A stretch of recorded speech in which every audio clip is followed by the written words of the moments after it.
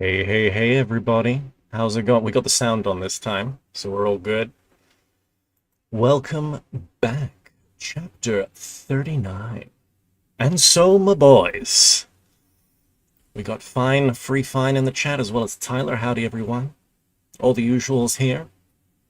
So we're back for the most important chapter in the book, the Holy Planet Purgatory. This is the chapter that we've all been training ourselves to read. So in this, it's interesting. He's talking about the planet in the center of the universe, and he'll be talking about the Kesdjan body and its creation. So this is where you got to pay good attention. Also, this is a massive chapter, so I'm definitely splitting this into two.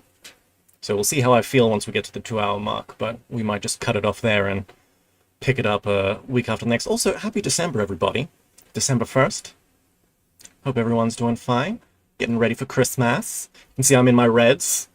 Getting the Christmas spirit going. Anyway, without further ado, let's just jump right into it. So, 39, the Holy Planet Purgatory. So after several diagnostics, which is a unit measurement of time, but objective time calculation, to several diagnostics, the cosmic ship Karnak left the Holy Planet, and again began to fall further in the direction of the place of its final destination. Final destination. And namely, in the direction of that planet on which Beelzebub had had the place of his arising, and whither he was returning to finish his long existence. So they're going to Beelzebub's birth planet, so he can die, or so he can change being bodies. I don't know, when you get to this level, do you really die, or do you just, like, get rid of the coating, your being body, and then just live in another existence? Anyway, to finish that long existence of his, which on account of certain definite circumstances he had to fulfill on various cosmic concentrations of our great universe, and always under conditions very unfavorable for him personally, yet which he nevertheless objectively fulfilled, quite meritoriously. So Gurdjieff's Beelzebub was a good boy, despite the rebellion. Can you keep your tail? I don't know. Well, that's a part of his being body, so I mean, you may lose the tail. He may lose the tail, but if he gets a Corvian, like a crow being body, like the Saturn guys, maybe he can get some cool wings. He already has wings though, doesn't he? Wings, horn, and a tail. Yeah, maybe he'll get more horns in his next being. Anyway, besides the point, Tyler. Besides the point. And so, when the usual tempo of the falling of the ship Karnak had been re-established, Hassien, the grandson of Beelzebub, again sat down at his feet, and turning to him said, "Grandfather, oh dear grandfather, explain to me, why, as my uncle Tulian told me, does our common all-embracing being autocrat endlessness appear so often on his holy planet on which we have just been?" Extra horny, says Tyler. Yes, Tyler. At this question, his grandson Beelzebub this time became thoughtful a little longer. Sorry, at this question, his grandson, Beelzebub, this time became thoughtful a little longer than usual, and then also with greater concentration than was usual for him, slowly said, "Yes, I do not know, my dear boy, with what to begin this time in order to answer this question of yours in such a form as would satisfy me also, since among many other tasks I have set myself in respect of you as regard your Osciano, there is also this, that you at your age should have an exhaustive knowledge and understanding about this holy planet." So Hassien has just asked Beelzebub about why does God go to this planet the most. So I guess the holy planet Purgatory, what would you say? Would you say it's kind of like Eden? It's an Edenic planet, maybe? I was thinking of like Genesis Garden of Eden is actually about the holy planet Purgatory or something. And this is also this other thing, like God is titled His Sovereign Endlessness, but it appears to be a being sometimes, and sometimes not. Sometimes something outside of creation, sometimes it's a being in creation. Gurdjieff is necessarily elusive when he talks about his sovereign endlessness. But nonetheless, let's see what he says about it. And so he's now going to, why is it named Purgatory? I don't know. Well, Purgatory, actually, this is my take on it. Purgatory is an intermediate bridging place. Like, if you, it could be a reference to, you know, Dante's Divine Commedia. You have in the Inferno, Purgatorio, and the Paradiso. What's the thing that's in between the Inferno and the Paradise is Purgatory. And usually you see Purgatory as like, it's also a place where people are, you know, not having the best time. But if you read Dante's Purgatory, it's quite interesting because, yeah, there are beings that, the beings there aren't necessarily in the best of situations, but they're all happy. Well, not the unshriven, but most of them are happy. Because they're in a state of movement. It's not like in the Infernos where it's just like eternal damnation. In the Purgatory, it's like, you know, there's one section where everyone is forced to wear heavy, like cloaks, but they're made of like lead, so they're all heavy and they're all and being crushed, but they're leaning on each other and they're all singing hymns, and there's this niceness about the Purgatory. And it's interesting, at the end of the Purgatory is like a mountain, for those who haven't read Dante's Purgatory, and at the top point, when you get past the like last stage, there is a heavenly garden, there's a heavenly paradise, and so there's something of Eden there. So very interesting concept, Eden above terror. Purgatory equal Eden above terror. Yes. Sorry, that was a fine ask the question in the comment. So we're going to get some... So Beelzebub is also like... Hassian, you need to learn about Purgatory now. This holy planet Purgatory. So here's what he says about it. In any case, you must first of all be told that this same holy planet, which is called Purgatory, is for the whole of our great universe, as it were, at the heart and place of concentration of all the completing results of the pulsation of everything that functions and exists in the universe. So he calls it the heart of the universe. So Charity asks in the chat, ignorance, unconsciousness is bliss, right? Not really. Not really. I mean, it's just a gradation. Ignorance, you can be in ignorance, and it's like... The whole thing is like, I know, you're in ignorance, you're in the mud, and, you know, a demon is whipping you. And then the veil is uncovered and you see into paradise, but you realize your situation of being in mud and being whipped. It's like, yeah, you can say ignorance is bliss, but not knowing or not knowing paradise is still, you're still in the mud getting whipped. So ignorance being bliss isn't the best situation to be in. Even though it sucks, being enlightened in that first state and realizing, first part of illumination is realizing your state, and that causes a large amount of suffering. You still got to realize that you're in that state, whether you are have an understanding of it or not. So it may be that you suffer less, kind of in ignorance, but you're not in a good position. Hey, Ghoul Shadows in the chat. Howdy, Ghoul. Let's go, my boys. Anyway, yeah, exactly. This is the esoteric red pill.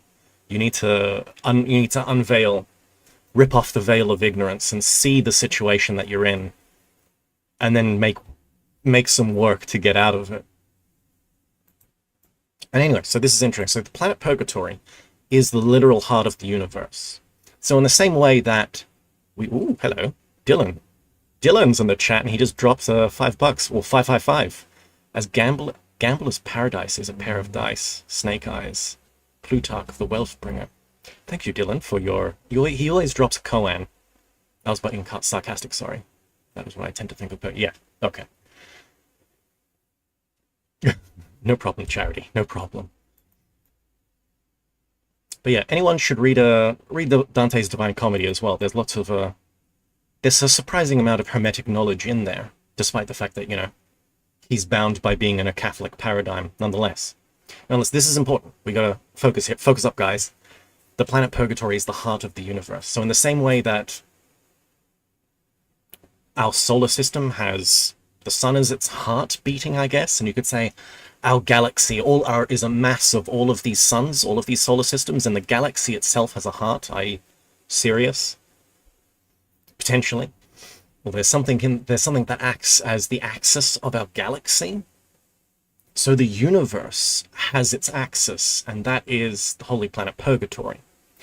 So it's one of those things. He calls it a planet. Is it a planet? You know, this is a metaphor for something, but what the planet Purgatory is this axis, this center of the universe. Now, our common father, creator endlessness, appears there so often only because this holy planet is the place of the existence of the, in the highest degree, unfortunate higher being bodies who obtained their coating on various planets of the whole of our great universe. The higher being bodies who have already merited to dwell on this holy planet suffer maybe as much as anybody in the whole of our great universe. In view of this, our all-loving, endlessly merciful, and absolutely just creator endlessness, having no other possibility of helping these unfortunate higher being bodies with anything, often appears there so that by these appearances of his, he may soothe them, if only a little, in their terrible, inevitable state of inexpressible anguish. So this is an interesting, you know, we suffer on our planets, but we can't really be relieved of that suffering by God directly because we're too far away, so to speak. We're too far away in the ray of creation for God to kind of reach us. But if we attain us, so this is the whole thing, the holy planet Purgatory, who lives there? It's people who attain high being bodies, but maybe they don't complete the work. And so they attain like one or two higher being bodies, and then you know, you can kind of, you don't have to go back to your planet. You can go to the holy planet Purgatory and you get trained by God himself. And so there's this whole thing of, you know, God wants to help us, but he can't. One description I've heard that was really a good description of this is, imagine God is like a parent who's teaching their child the lines of a play. And then it's like, you know, it's play night, all right? And it's showtime. And the show's happening, the play's going along, and then your kid comes out on stage, and he looks at the audience, and he opens his mouth, and none of the lines come to his mind. And he's just there like, oh, that's us. We've forgotten our lines, and we're on stage. And God is in the audience looking at us like, oh. God has everything that we need to help us, to tell us, but he can't. He's in the audience. He's just watching us, and we're in the moment. We just have to act. And it's like, that's the suffering that God has for us. God really wants to help us, but they can't in the situation. It would, if God just stood up and like yelled out the lines, it would break the play. So you can't break the play. You can't break reality just to help one dude. So God just has to kind of just watch us. But if we can get to a place, if we can develop ourselves higher being bodies, we can get to the holy planet Purgatory, and that's where God can actually come, a force can actually come down and work with us. With the denying force of Purgatory, the higher being bodies can ascend to the Sun Absolute. So, thank you, True River King in the chat, clarifying there. So that's the, we're all trying to get to the Absolute. This is that's the greater part of the work. And so if you can get some higher being bodies, that's like a, you know, that's like a save point, I guess. You know, you can hold on to some of your work, whereas if you don't crystallize a higher being body, you're kind of screwed. You just go on from life to life, losing certain attributes, gaining some. So Jared Fountain in the chat says, Purgatory seems alchemical too. It's like a crucible, the one place where transformation is possible to turn. Yeah, exactly. That's the other thing. So it's like God's alchemical furnace, where he then perfects those who have attempted the work. And this in a sense is what real grace is, in an esoteric sense. Grace isn't just God doing the work for you. Grace is, you have done such a titanic effort that even though you haven't completed the octave, your effort has been so titanic and so like great that even God looks at you and like kind of like respects and will complete that missing octave, complete that missing semitone, so that you fit, like you can complete the final octave. That's what real grace is. So Dylan says in the chat, being trapped in Catholic paradigm is like an artillery shell trapped in a howitzer aimed by God. Okay, That's a very interesting metaphor. Thank you again, Dilla, for the 5. And what is he? He's got a little howitzer shooting at the serpent. Very, yeah. And the serpent is what? The Kunda buffer. We need to destroy that Kunda buffer. I guess you could say it's like, yeah, there's a kind of a dialectical thing. If you're in a paradigm, you get squeezed by it.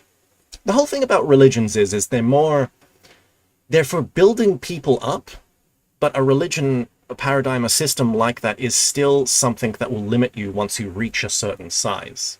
Most people ain't much. And so they grow in a paradigm and it actually helps them to grow. But a lot of people will eventually hit the limits of those paradigms and they need something more. Anyway, so let's keep it going. This planet began to actualize that aim for which it now exists much later than that period of the flow of time, when the completing process of the creation of the now existing worlds was finished. In the beginning, all these higher being bodies, who at the present time have the place of their existence on this holy planet, went directly onto our most holy sun absolute.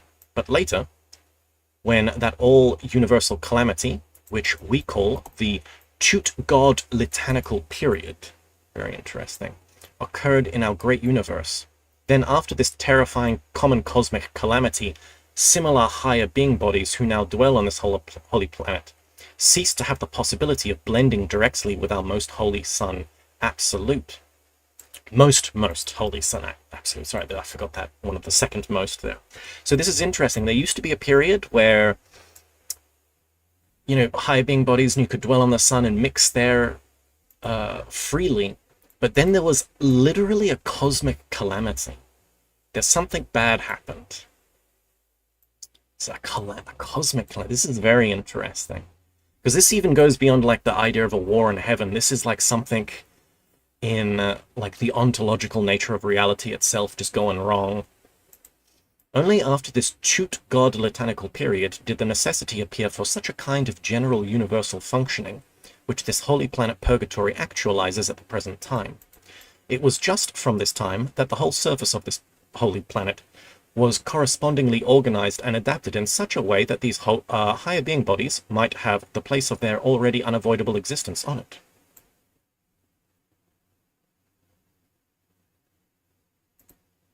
Having said this, Beelzebub became a little thoughtful, and with a slight smile continued to tell the following.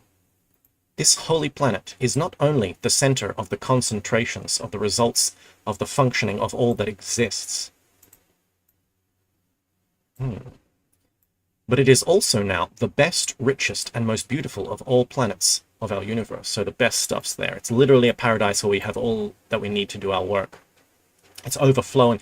It sounds like, it's the heart that beats out and then emanates energy to everything else. So this is the unlimited fountain from which, if you think of creation as like, that Neoplatonic kind of tears, kind of cake tears, or like the fountains with dishes, and like the water sprouts up at the top and then fills the top kind of cup, and then it like overflows into the next one and the next one and the next one and the next one. The Holy Planet Purgatory seems to be that point where there's this ever-flowing, this continuous flowing out into the universe. This continuous radiation. Yes, thank you, Tyler. That was the word I was looking for. So we kind of got to surf the rays of radiation back to Purgatory. That's the whole idea of the salmon, or the carp. What is it in Taoism? The carp that flows upstream and it tries to climb a waterfall. It swims so hard it climbs up the waterfall, and if it reaches the top, it becomes a dragon. That's what we're doing, basically. We're just little carp, just little fish, and we've got to get up the cosmic ray of creation and get back, reverse ourselves back to the center. And if we reach there, then we become something different. When we were there, you probably noticed that we always saw and sensed that from there all the space of our great universe, or as your favorites would say, all the skies, reflected, as it were, the radiance which recalls the radiance of the famous and incomparable Almacornian turquoise. Ooh, Very interesting. So it's got the purest of pure skies. A turquoise. That's Almacornian. Okay. Its atmosphere is always pure, like the phenomenal Sarkul-Alnian crystal. So this is a planet where it's clear skies all the time. You know that like archetypal like beach paradise where you see in like ads or at the end of movies where someone retires to like a beach resort? It's just like that, but like all the time. Everywhere there. Every individual with all his presence, senses, everything external is... come on, bro. Come on, bro. Iskol un isinernly. Iskulun isinernly. Jesus Christ, this is hard because it's like iskolun isinernly. It's the izzy and then an N right there, which goes into a nern. Iskolun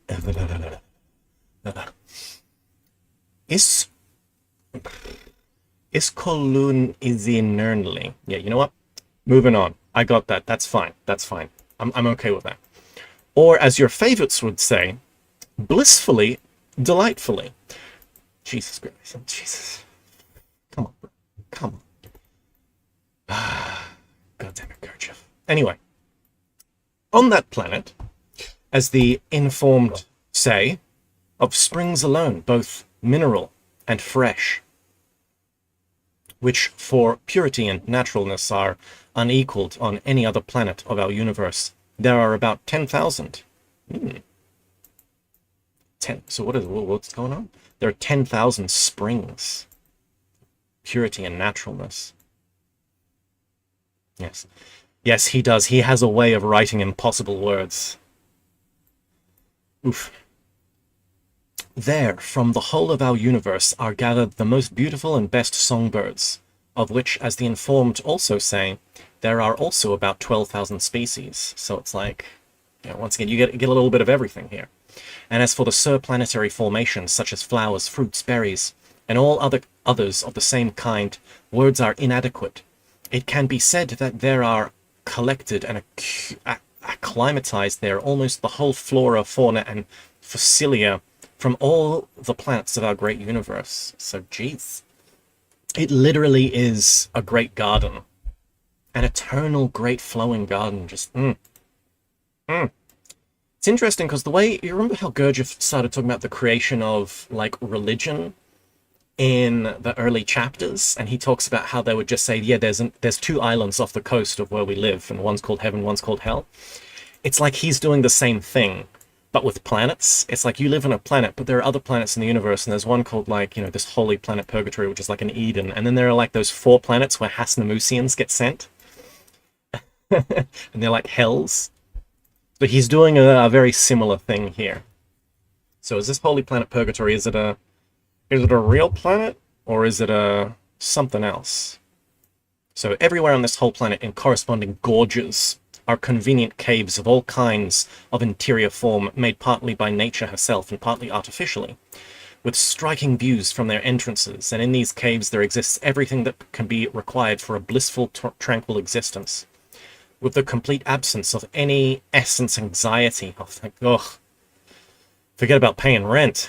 Whatever in any part of the presence of any cosmic independent individual, such as higher being bodies can also become. It's not a real planet. It refers to using intentional suffering as the denying force by encoding the highest being body. It says True River King. Yeah. Yeah. So this isn't, as we suspect, this isn't a real planet.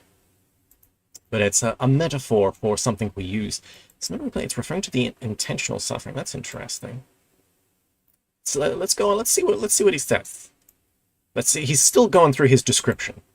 It is just in these caves that those higher being bodies exist by their own choice, who, owing to their merits, come to this holy planet from the whole of our great universe for their further existence.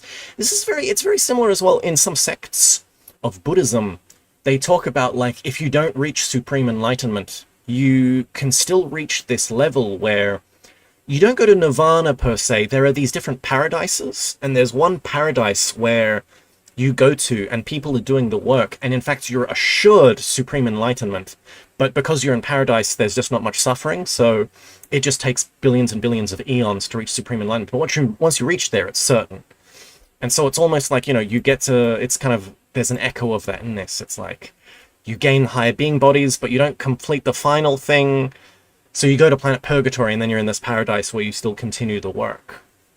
There's some echo of it in esoteric Buddhism. So besides all I have mentioned, there are also there the very best in regard to convenience as well as to speed, what are called ego leonoptes. Okay. Hope I pronounced that right. That felt a little more natural. Like, I feel like this has a little Greek inflection to it. Ego leonoptes, or as they are still sometimes called, omnipresent platforms. What is this? Is this a Mario video game? What's going on?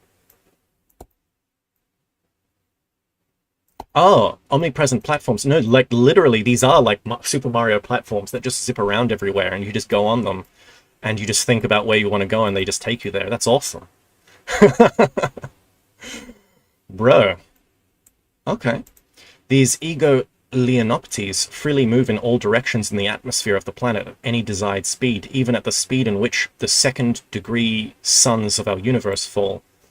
The system of this kind of ego leonopte was, it seems, invented specially for this holy planet by the famous angel, now already Archangel Herkisian. Why, thank you, Mr. Herkisian. Having uttered these last words, Beelzebub suddenly became silent and again deeply thoughtful, and Hassien and Ahun looked at him with surprise and interrogation. I'll take 2 ego leonoptes, please. Yeah, exactly. Exactly. After a fairly long time had passed, Beelzebub, shaking his head in a special manner, again turned to Hassien and said, I am now just thinking that it would be very reasonable on my part if, to this question of yours, why our endlessness so often rejoices this holy planet with his appearance, I should answer in such a way so that I could, apropos, explain to you also what I have already several times promised you to explain. That is to say, about the fundamental cosmic laws by which our present world is maintained and on the basis of which it exists. And this, moreover, should be done because if both of these questions are taken together, only then will you have all-round material for a complete representation and exhaustive understanding about this holy planet Purgatory. And at the same time, learn something more about the 3-brained beings who have interested you and who are arise on that planet Earth. I wish to give you also now as many clear and detailed explanations as possible concerning this holy planet.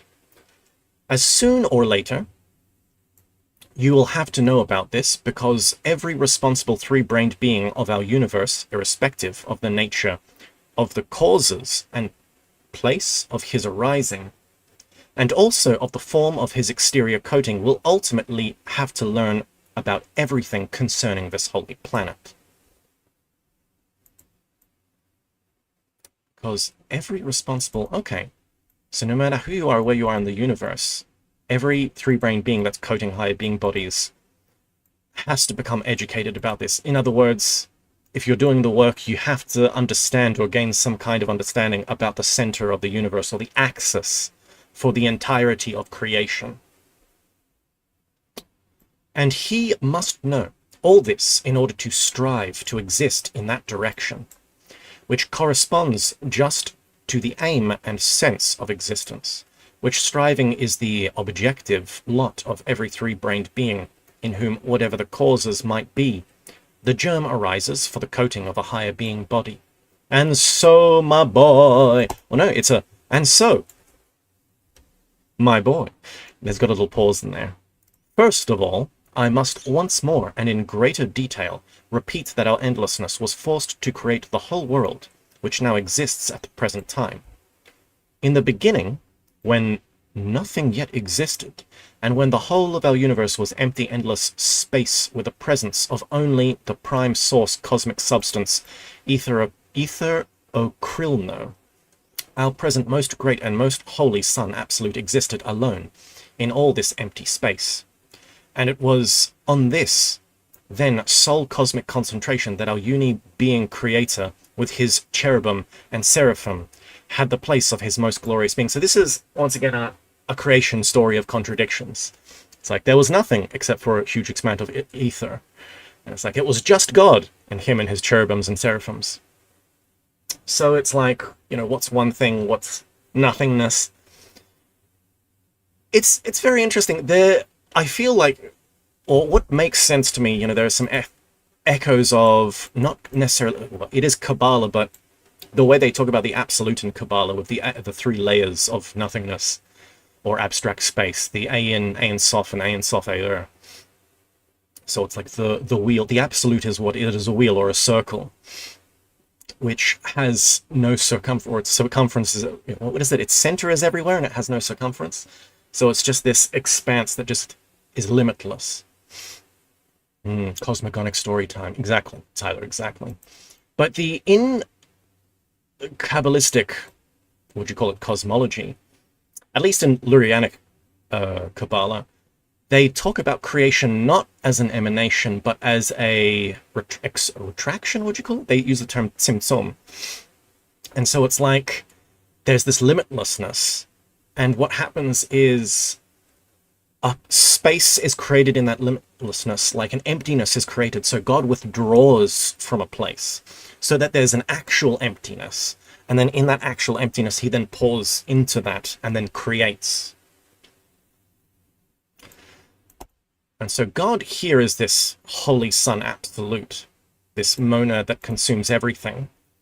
And there seems to be this substance, ether, which is ether not God, or is ether the... It's interesting what this is. You heard the term panpsychism.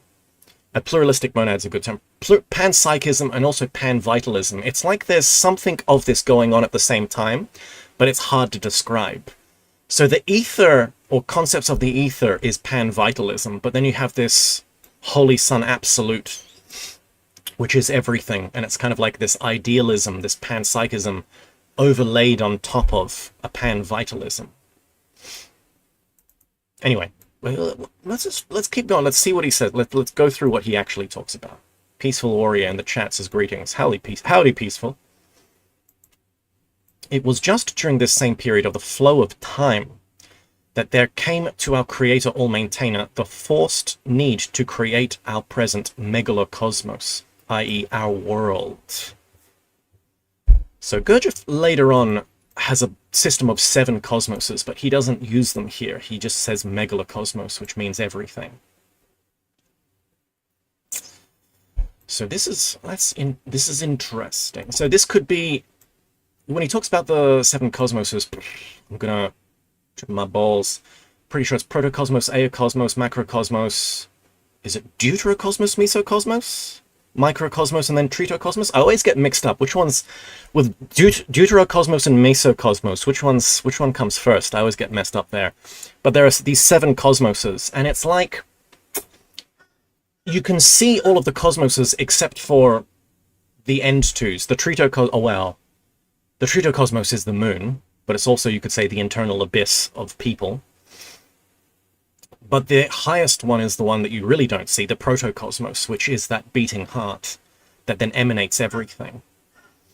And so what he's talking about here is something that's happening prior to the protocosmos itself, which is very interesting. So from the 3rd most sacred canticle of our cherubim and seraphim. Okay, 3rd. Okay, ooh, there's a little Trimazzi Katna there. So there's some singing going on, but it's not just the singing begins and creation begins. It's by the 3rd canticle. The secret 3rd thing then mixes with the first 2, and that's when creation begins. We were worthy of learning that our Creator Omnipotent, once ascertained, that this same Sun Absolute, on which he dwelt with his cherubim and seraphim was, although most imperceptibly, yet nevertheless gradually diminishing in volume.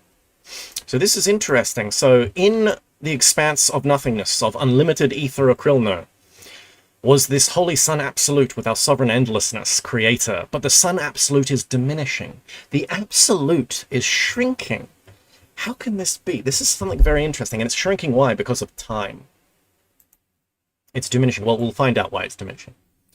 As the fact ascertained by him, or in all capitals, so our sovereign endlessness, appeared to him very serious, he then decided immediately to review all the laws which maintained the existence of that. Then, still, sole cosmic concentration. Remember, there's only one cosmic concentration at this point. During this review of our omnipotent creator, for the first time, made it clear that the cause of this gradual diminishing of the volume of the Sun Absolute was merely the hero pass, that is, the flow of time itself. So this is really interesting because, once again, it's not the flow of subjective time as we know it. It's the flow of objective time, which, yeah, this is something we really gotta sit back and... I'm not gonna be like, I know exactly what he's talking about here.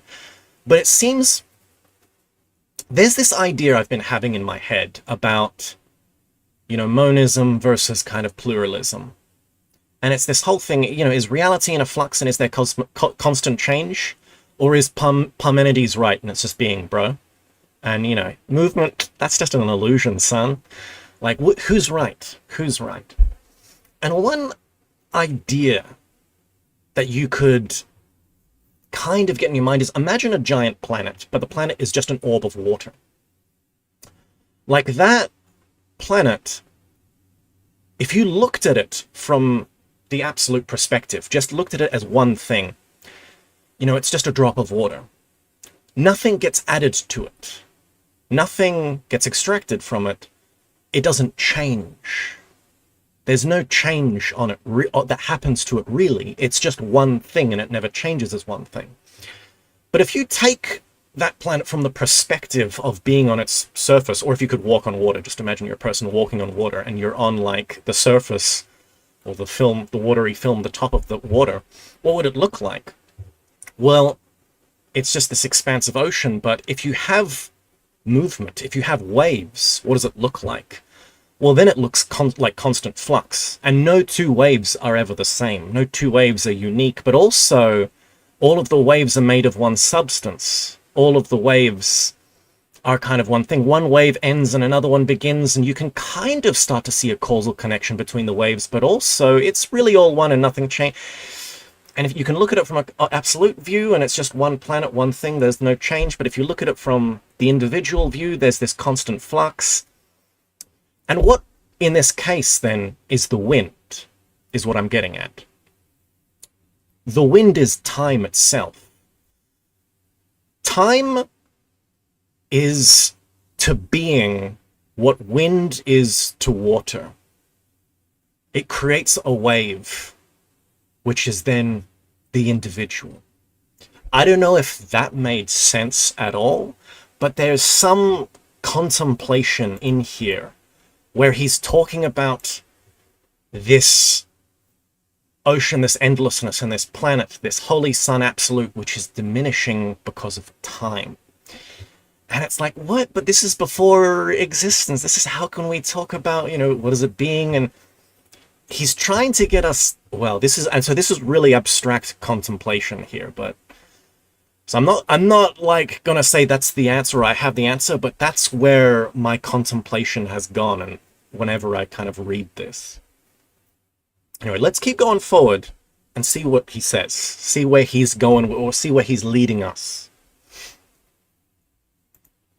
I'm not sure if that made sense. I'm sorry if that just confused everyone, but anyway, let's keep going. Let's keep going.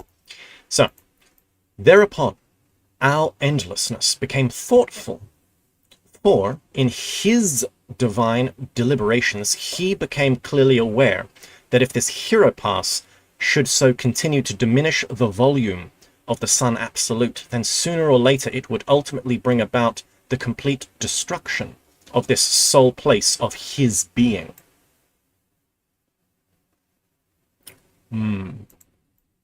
So it's almost as if absolute being can actually be ended. And so to prevent absolute being from non-being, it participates in some kind of play of creation, in a continuous play.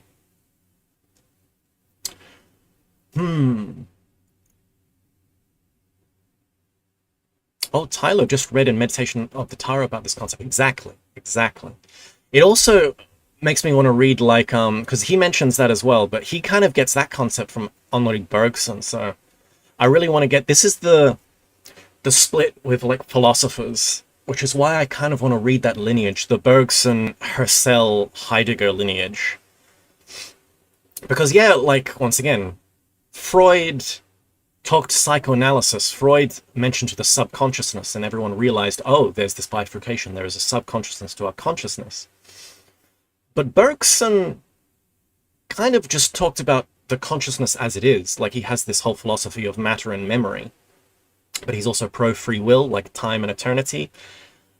But he's a philosopher of time. And it's really interesting because he anticipates through his concepts, he kind of anticipates Edmund Husserl's phenomenology. And Husserl, yeah, you know, he's just talking about phenomenology. He's just talking about consciousness, not subconsciousness. It's Heidegger who comes after and is basically like being and time. And Heidegger then thinks on being.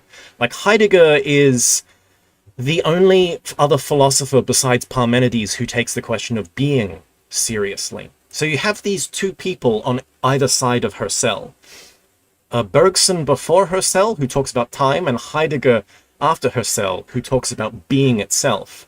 And Heidegger, when you hear about how he talks about being, it's almost like he reconstructs, he gets to self-remembering. He understands self-remembering, but in this really weird and abstruse way. Like, once again, he hasn't read Gurdjieff. Heidegger never read Gurdjieff. So Heidegger's just going off on himself. Like, it just basically shows, like, what a gigachad his intellect was. He basically constructed his own kind of language to try and talk about what he's talking about in this really arbitrary way. It's like, so he, you know, starts talking about Dasein and all of this weird stuff, but... Hello. Sorry, there's a guy delivering the mail and my dog's just going off. Hold on one second. Huh? Okay, no. Calm down, hubby. Shh. Shh.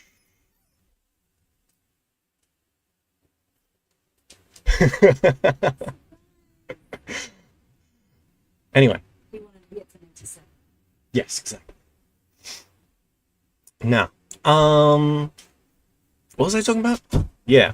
So it's important. So I kind of want to read that.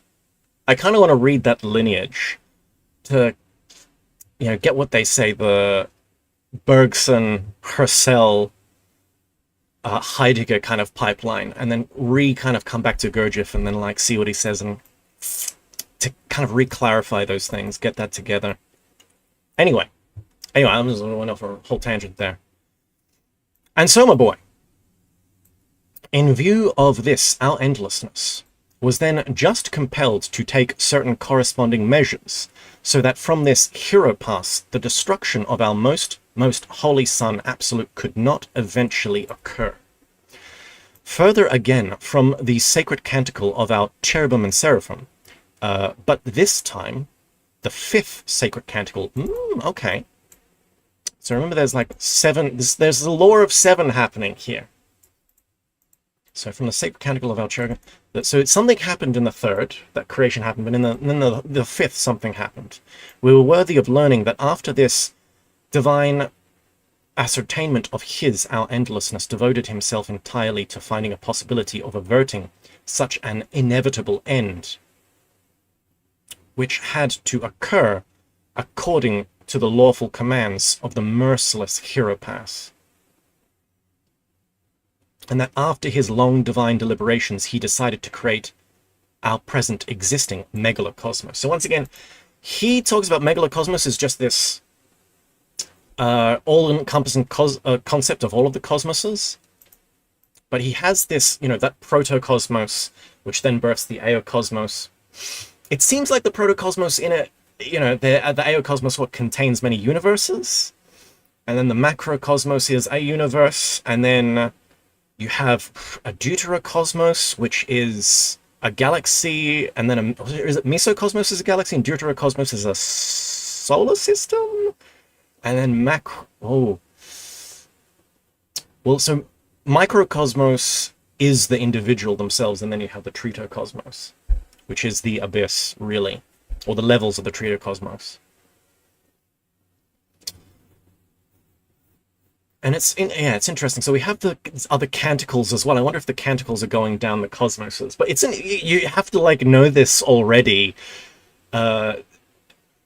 before you read Beelzebub's tales to kind of get this. So it really shows that this is a book which is not just a book, but a device that Gurdjieff has made. You read it once, and it's not enough. You study, you come back, you contemplate, and then you come back to this book after many years and read it again and unfold more.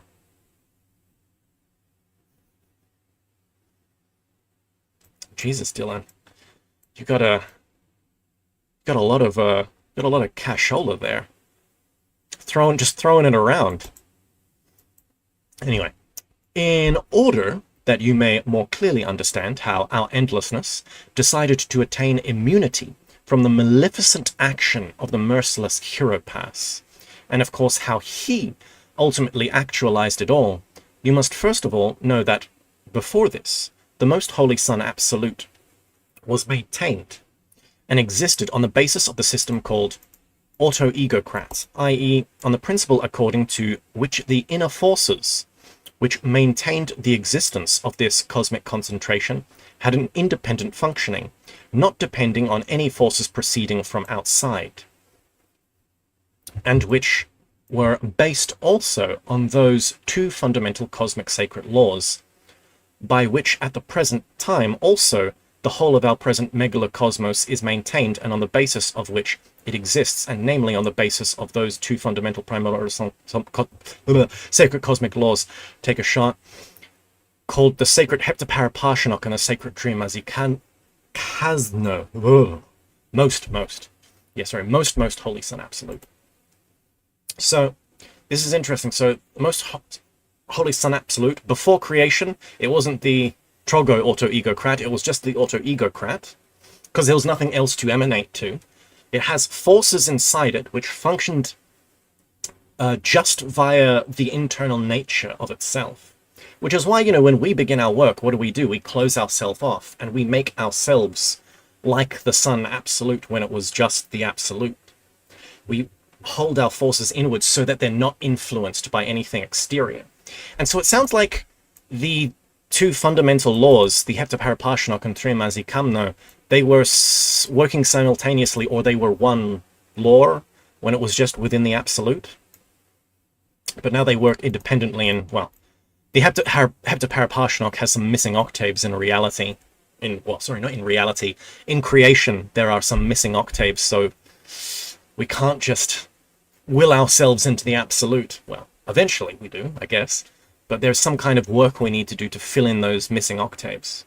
Auto-egocrat intervals in the octave was all the same length. Yes, yeah. So that's a True River King in the chat. Auto-egocrat is when the law of heptaparaparshinok had all... And once again, this isn't... You can't, if you know what I'm talking about already, it's great, but it's a bit hard to describe, but the whole thing is when you look at the law of 7, when you look at the octaves, they're all different. Well, there are different lengths in between the little tones. But if they were all the same length, if they were all equal, and didn't have there's nothing missing in between them, then then that's just the autocrat. It just works automatically. Everything works automatically, naturally. We're trying to get back to that natural state.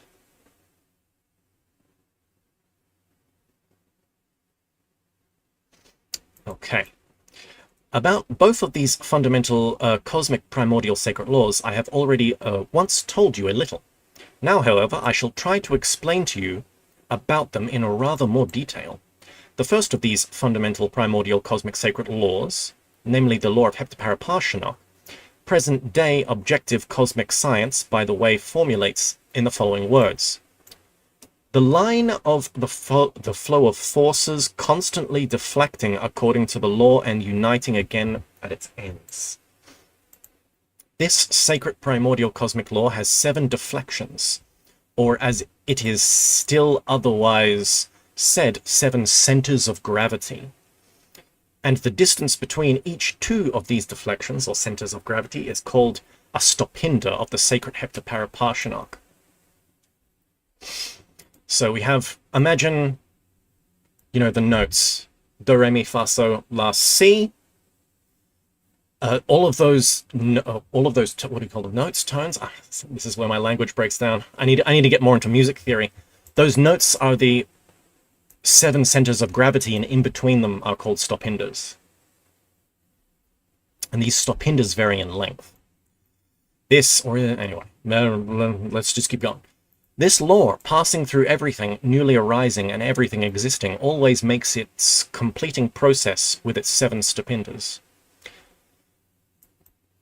And in regard to the second primordial fundamental cosmic law, and namely the sacred Triamazikamno, common cosmic objective science also formulates with the words, a new arising from previously arisen through the Harnal Miatsnel, the process which is actualized thus. The higher blends with the lower in order to actualize the middle, and thus becomes either higher for the preceding lower, or lower for the preceding higher. And as I already told you, this sacred Triamazikamno consists of 3 dependent forces, which are called... So that should just take some explaining there. So the law of 3 works with the law of 7 to help with creation. The high blends with the low is very interesting. So we have chthonic forces within us, and we have transcendental forces, and they meet in the human. But in this, he's literally talking about also these forces. Hey, voice in the wilderness, howdy. We're getting to a very hard part of the book, which I have some knowledge of, but I'm not an expert on this part at all. This is where you gotta get your algebra and your music theory in. You get your music theory on, where he talks about the 7 centers of gravity, the 7 tones, the 7 notes, the 7 stopinders. So one stopinder is a center of gravity, and above or below it, there's a lower and a higher force, and it mixes with these to itself go higher or to go lower. And once it reaches a high point, it itself becomes the higher for the one lower. You can kind of see this also plays in his concept of like lineage and initiation, where he talks about, you need someone you kind of need a man number 5 to help a man number 4 become a man number 5. And then once that, man number 4 becomes a man number 5, to go further to man number 6, he needs to go back and help man number 4 and there's like this constant flow. So that also mixes into his theory there as well, where he's talking about these forces. So once again, the process of which is actualized thus. The higher blends with the lower in order to actualize the middle. Thus becomes either higher or lower.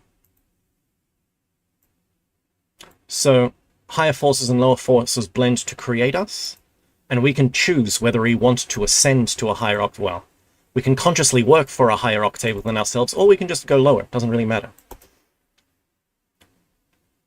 Sounds like musical harmonics. Yes, there's lots of that in this series of tones. This is how it's processed in other places in the work, i.e. C.O. Spansky. So, as I already told you, this sacred Triamazikamno consists of 3 independent forces. The first, Serp Othios. Second, Serp Skyros. Third, Serp Athanatos. Ooh. So death? Okay. But so there's basically affirming, denying, and reconciling, which three holy forces of the sacred Triamazikamno, the said science calls as follows. The first, the affirming force, or pushing force, or simply force plus. The second, denying force, or resisting force, or simply force minus. So pushing and resisting. And the third, reconciling force, or equilibrating force, or neutralizing force.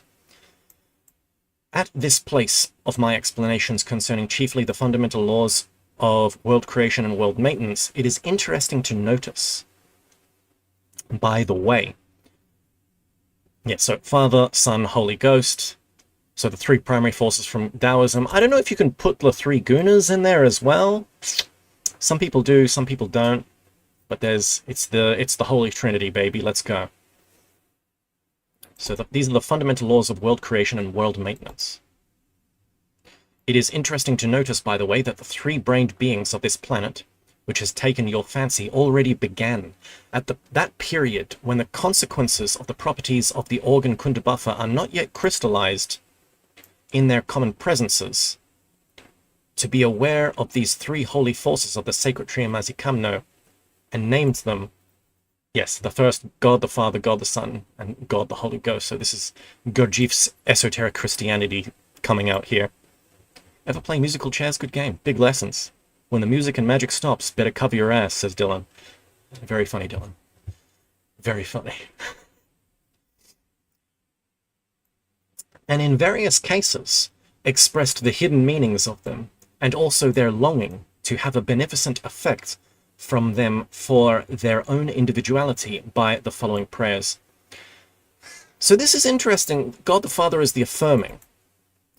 God the Son, or Christ, is the denying force. And then there's God the Holy Ghost is equilibrating. Another guy in the chat, yo, yo, yo. Welcome, another guy. It's interesting that the Son is this denying force. Like Jesus just comes in with a whip and denies everybody. And there's the Father that just says yes, yes, yes to everything. And the thing that equilibrates. Something interesting there. Very interesting. And in various cases expressed the hidden meaning of them, and also their longing to have a beneficent effect from them for their own individuality by the following prayers.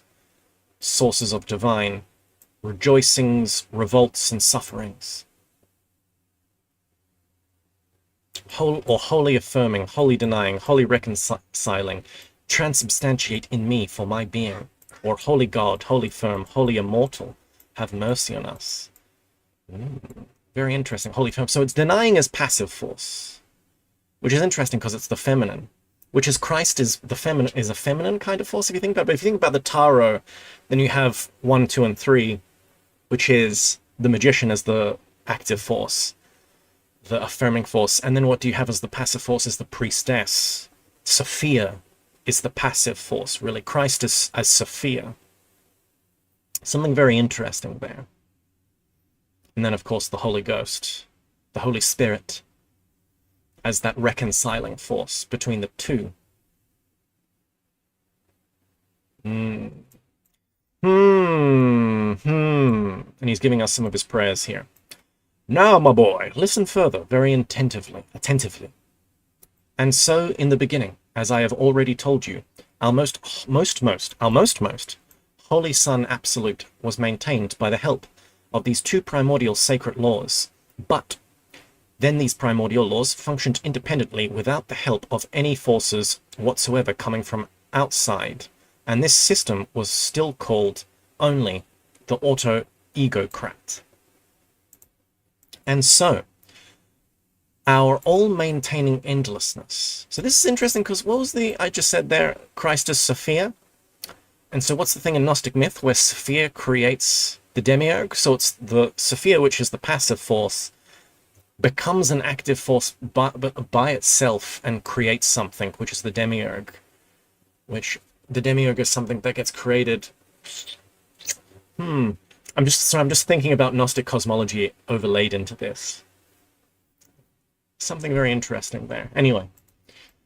And so our all-maintaining endlessness decided to change the principle of the system of the functionings of both of these fundamental sacred laws, and namely, he decided to make their independent functioning dependent on forces coming from outside. And so, in consequence of the fact that for this new system of functioning, of the forces which until then maintained the existence of the most holy Sun Absolute, there were required outside of the Sun Absolute corresponding sources in which such forces could arise, and from which they could flow into the presence of the most holy Sun Absolute. So this is interesting. So our all-maintaining endlessness decided to change the principal system of the functioning of both these fundamental sacred cosmic laws. So he changed something in the law of 7 and 3. So he decided to make their independent functioning dependent on forces coming from outside. So this is how the Holy Sun, or our sovereign endlessness, rejigged everything so that the Holy Sun wouldn't just diminish continuously because of time. So he rejigged itself, rejigs the holy forces so that they would divert energy coming from outside itself into itself. Ironically, I married a woman named Sophia. I guess that makes me a philosopher. Forgive me for my dad jokes, says Voice in the Wild. Hey, congratulations, Voice. Now you just need to name your daughter Zoe, and you'll complete the Gnostic trilogy. My wife's just giving me a look.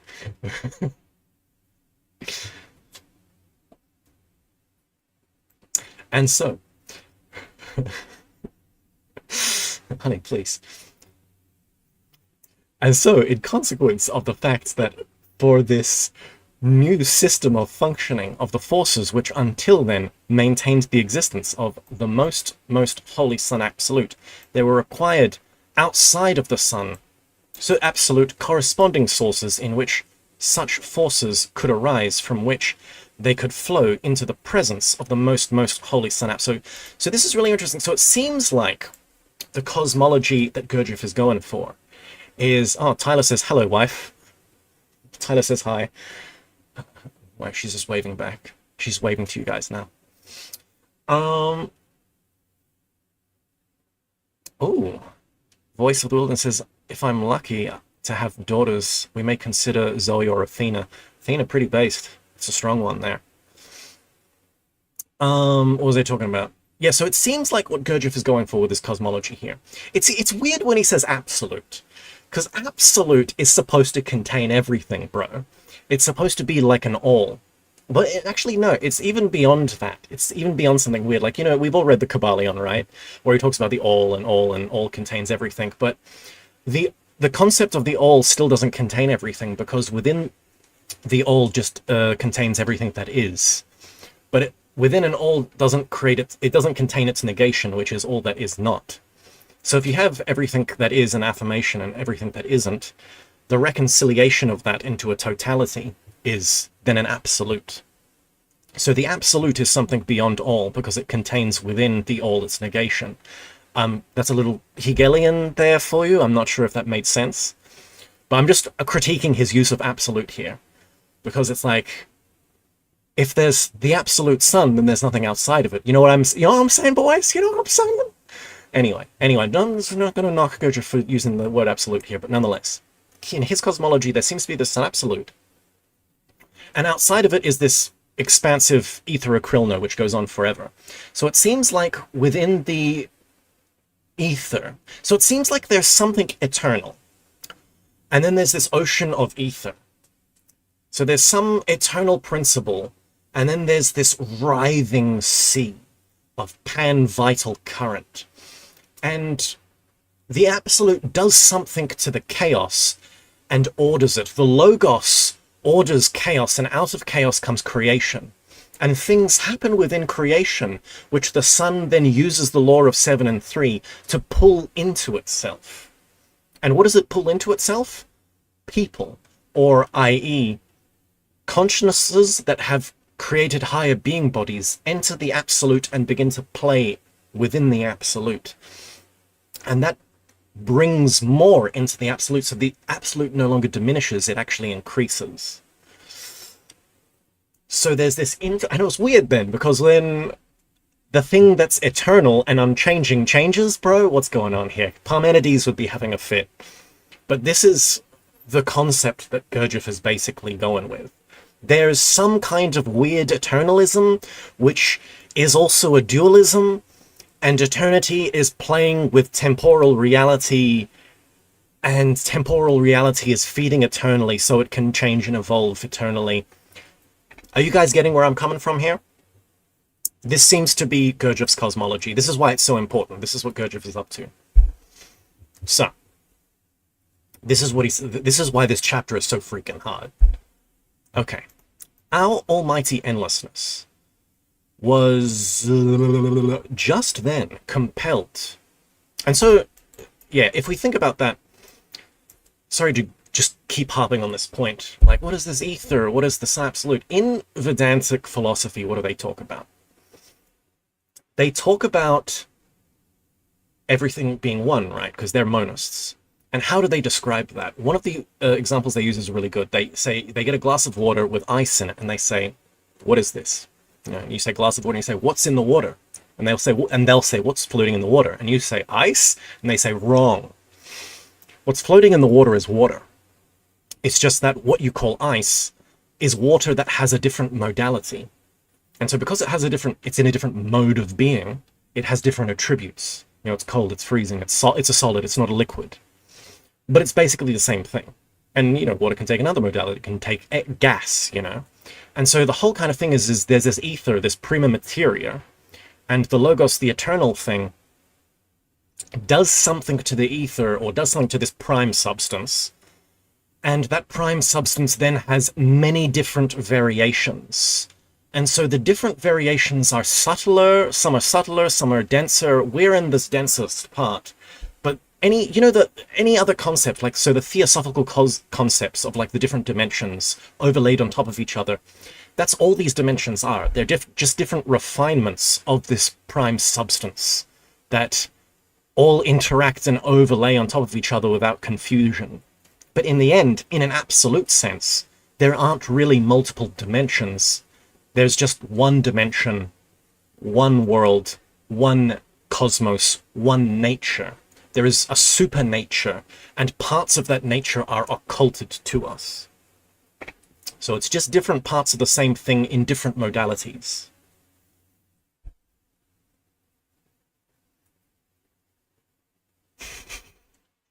So I'm just reading Dylan. Goddamn Dylan.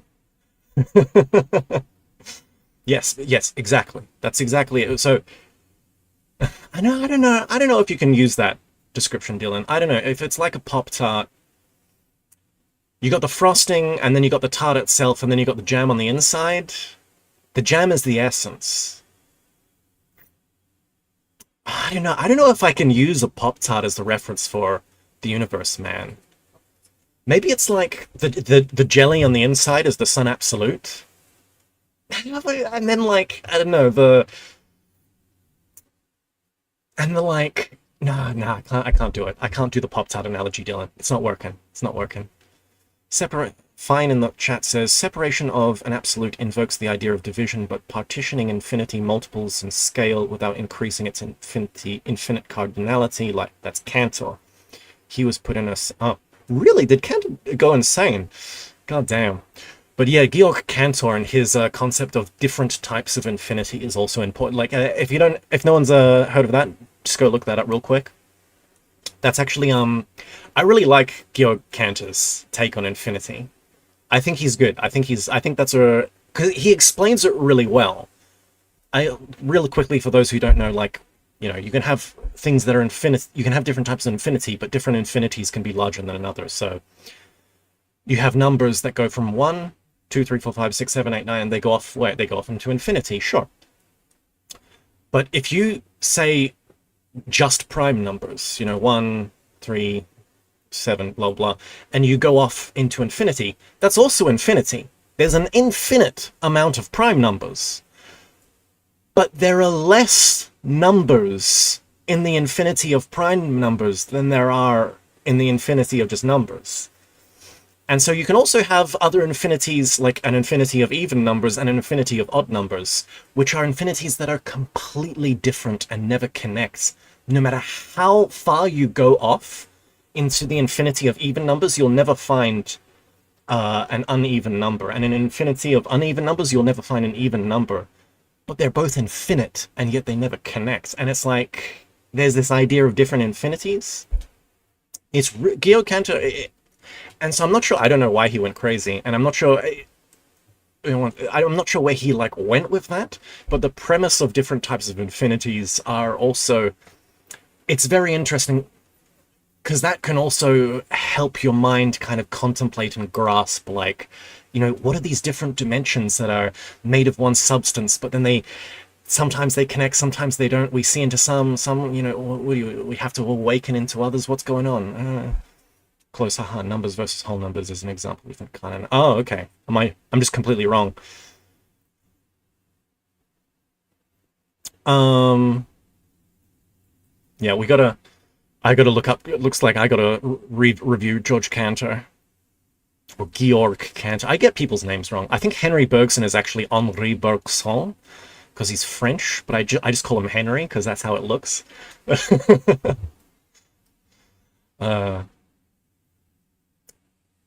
Bugger. So it's infinite cardinality. That's interesting. So yeah, I mean, the thing with numbers is just easy to kind of do it now without an image, but I guess what is the one that Georg uses? The one of the circles and the lines, and you have an infinite amount of lines in the circle, but the bigger circle around that consumes that circle. If the lines were to go outwards, you would start seeing gaps, and so therefore there are more infinities. Is that a better way to describe it? But once again, that's hard to visualize for other people. So I just use the number one because that's just something that everyone can kind of immediately grasp in a way. I'm tripping balls now. Let's get back into this. Let's stop losing track, guys. Jeez, guys, pay attention. Stop getting sidetracked. Our almighty endlessness was just then compelled to create our now existing megalocosmos, with all the cosmoses of different scales, relatively independent cosmic formations present in it. So the megalocosmos is just all of the different cosmoses as one concept. And from then on, the system which maintained the existence of the Sun Absolute began to be called Trogo-Auto-Egocrat. So yeah, our common father. So the Trogo-Auto-Egocrat is this law of reciprocal nourishment. Everything feeds of everything else. And also, some things go back into the Sun Absolute and become eternal and get to play in the Sun Absolute. And maybe the Sun Absolute will give us a little patch in the infinite ether acrylno, and maybe we can play it being demiurgs for our own creation. I don't want to be the demiurg. I want to create something. Have you seen that that movie Boy and the Heron, the Studio Ghibli's last movie? That's a really good Gnostic metaphor. It's like he meets the demiurg in that movie, and the demiurg basically gives him building blocks and says, like, go off now and create a world without malice. And I'm like, yeah, exactly. Can we have a world without malice? That would be great. I don't know, I still kind of want those, like, fighting pigeons that, like... I know, soldier pigeon... A world of soldier pigeons would still be pretty fun, but nonetheless. Boy and the Heron, great movie. Go watch it. Now, our common father, Omni being endlessness, having decided to change the principle of the maintenance of the existence of this then still unique cosmic concentration and sole place of his most glorious being, first of all, altered the process itself of the functioning of these two primordial fundamental sacred laws, and he actualized the greater change in the law of the sacred heptaparaparshinok. So he changed the fundamental sacred cosmic laws, he changed the law of 3 and the law of 7, how they work, but the bigger change was in the law of 7, like, hence why, you know, when you study the hydrogen tables, you see, like, the hydrogens just don't work. It just doesn't work unless you are able to fill in the the missing semitones. So these changes...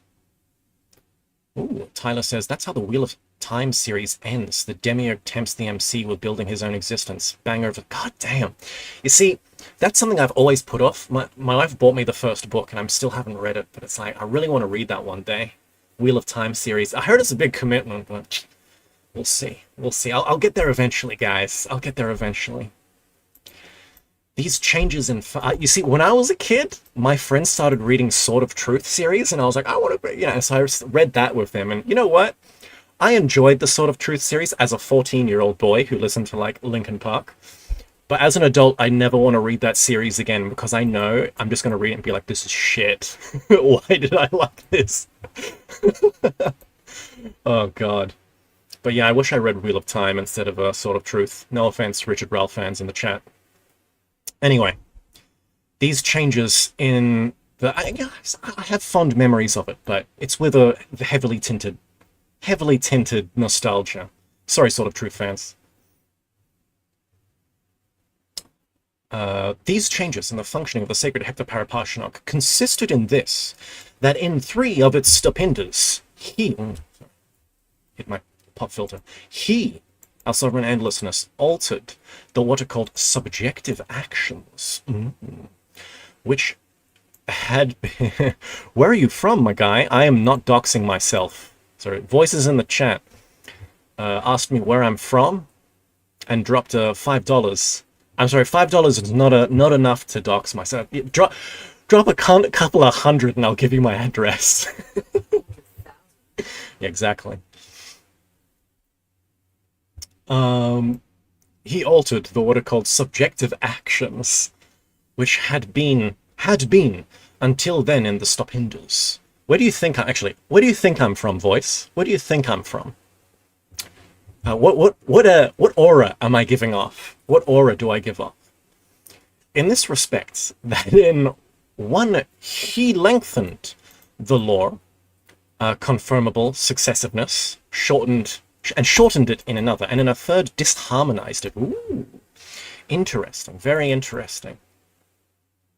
So one part of the lore of 7 is longer than the others, one part is shorter, and one part just doesn't mess. UK or Oz. Hey, I've got another UK there. So that's really interesting. I guess, voices, you're from America, I would guess. There's the Zimbabwe school. Exactly. There's this thing, right? Someone's going to do the laws? Anyway, I'll just have to close the window. KGLW vibe. Yes, that's exactly where I'm from. So I find that Americans think I'm from the UK, and people from the UK think I'm from America. I'm actually from the North Pole. That's why I'm dressed in red. It's true.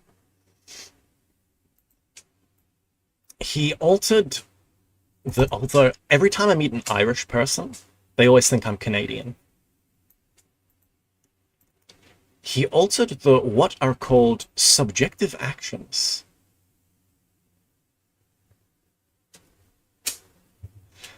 Which had been until then in the Stopinders in its... Oh yeah, sorry. One got long, one got short.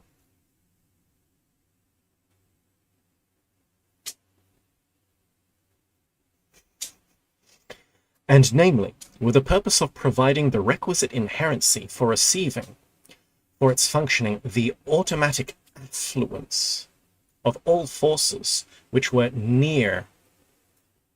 He lengthened the stopinder between its 3rd and 4th deflection. So this is in the octaves. And yes, I'm like, yeah, so... So everyone in the chat's guessing where I'm from now. And so this is interesting. He's changed the stopinders, right? In the 3rd and 4th. So if you think of the octaves, do... Oh, sorry, not the octaves, the tones. Do, re, mi, fa. Between mi and fa is the first missing semitone. So that stopinder got lengthened.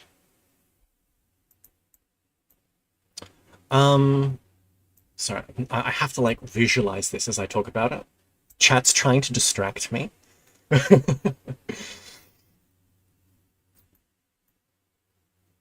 Oh, hello.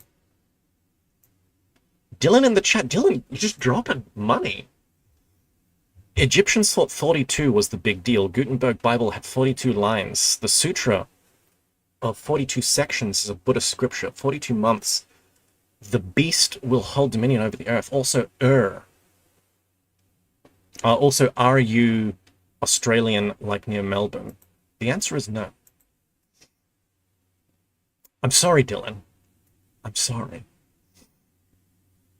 Melbourne. Just know Melbourne used to be called, or could have been called, Batmania, or Batland, because there were so many bats living there. But then they decided to name it after Lord Melbourne, and I'm like, bro, why couldn't we have like Batmania?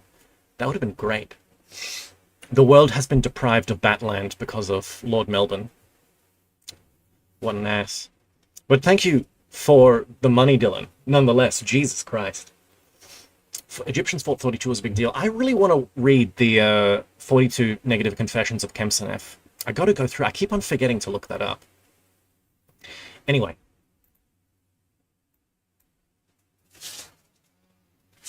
Oops.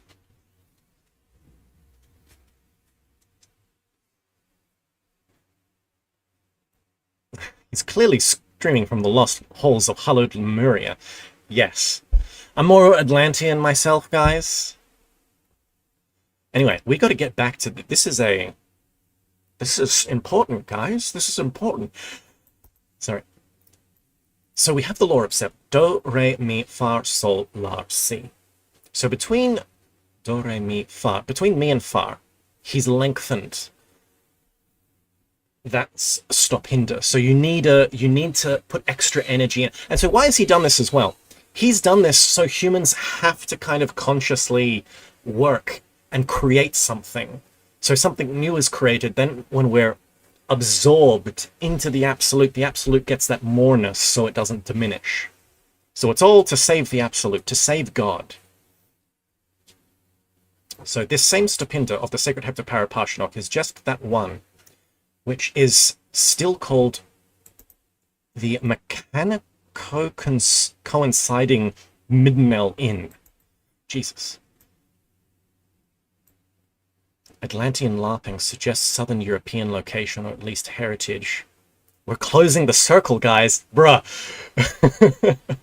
Stop trying to dox me, chat. Stop trying to dox me.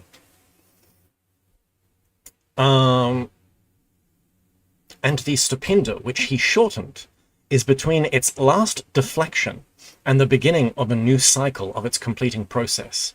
By this same shortening, for the purpose of facilitating the commencement of a new cycle of its completing process, he predetermined the functioning of the given stopinda to be dependent only upon the affluence of forces obtained from outside through that stopinda, from the results of the action of that cosmic concentration itself, pardon me, in which the completing process of this primordial fundamental sacred law flows. So remember, within us,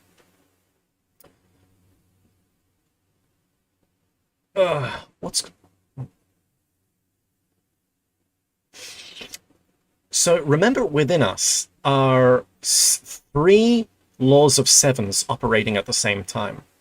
There's one that's digesting food within us, there's one that's digesting air, and there's one that's digesting impressions. And there's also something. No, well, the digestions are just functions. But there's also something that's not the functions. And that something is our essence. And so, via the operation of our essence, the digestion can be altered in a way, because it's not functioning properly. So it needs to be functioning in a specific way for higher energies to be built up within us. And when these higher energies are built up within us, then the essence can then start to use higher functions.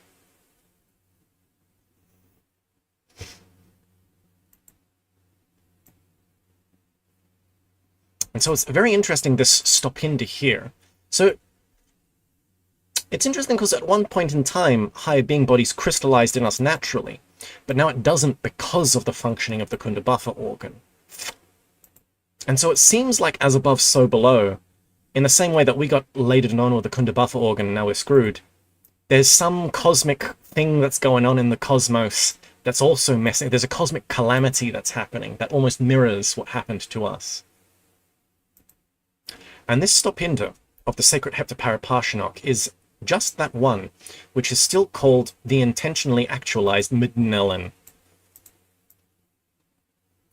So this is the second one that got shortened, is between its last deflection and the beginning of a new cycle. So that's between the C and the Do. So an octave has 8 notes, so Do, Re, Mi, Fa, Sol, La, Si, and then the Do, the ending of it, is the beginning of another octave. And there's a missing semitone between the Si and the Do as well as between the Mi and the Fa. Which is a very, it's very interesting, because you can fill in the first missing semitone to get to C, but to go to another octave is something different. You need to fill in the second missing semitone. Or maybe that's the one that God can fill in for you. But we'll see, we'll see. There's our efforts, our works fill in one missing semitone, and then grace of God fills in the other, maybe. That's how it would work. One is shortened, one is lengthened. Now, and this stopinder of the sacred heptaparaparshinok is just that one, which is still called the intentionally active. Oh, yeah, so I read that. As regards to the third stopinder, then changed in its subjective action, and which is fifth in the general successive and is called Harnell out. Its disharmony flowed by itself from the change of the two aforementioned stopinders. So I'm tripping balls now. So the fifth, so Do, Re, Mi, Fa. Shit, Fa, Sol, La. So is it between Sol and La, or is it between La and Mi? Man, so this is where I'm like, oh god, I need to like look at diagrams. I need to get better at this part. But this one is also weird because it's in a disharmony. I need to go back and study some more of this. But these are big hints if you're looking at like the hydrogen tables from like Ouspensky's books. So this disharmony in its subjective functioning, because it's, what are we doing? How is a higher being body created? A higher being body is created via energy. But how do we get that energy? Our consciousness needs to engage and do something. And so for our consciousness to be we need to distangle our consciousness from its functions. So we need to understand our functions, balance them. We need to get ourselves into order, retrospect, review our lives.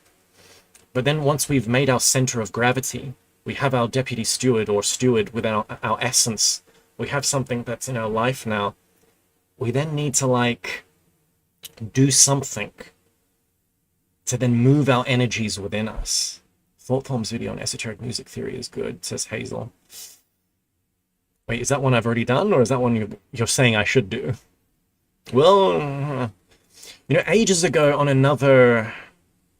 There's some deep lore into why I started this YouTube channel, but I have another YouTube channel, lol, called Frederick Mercurial.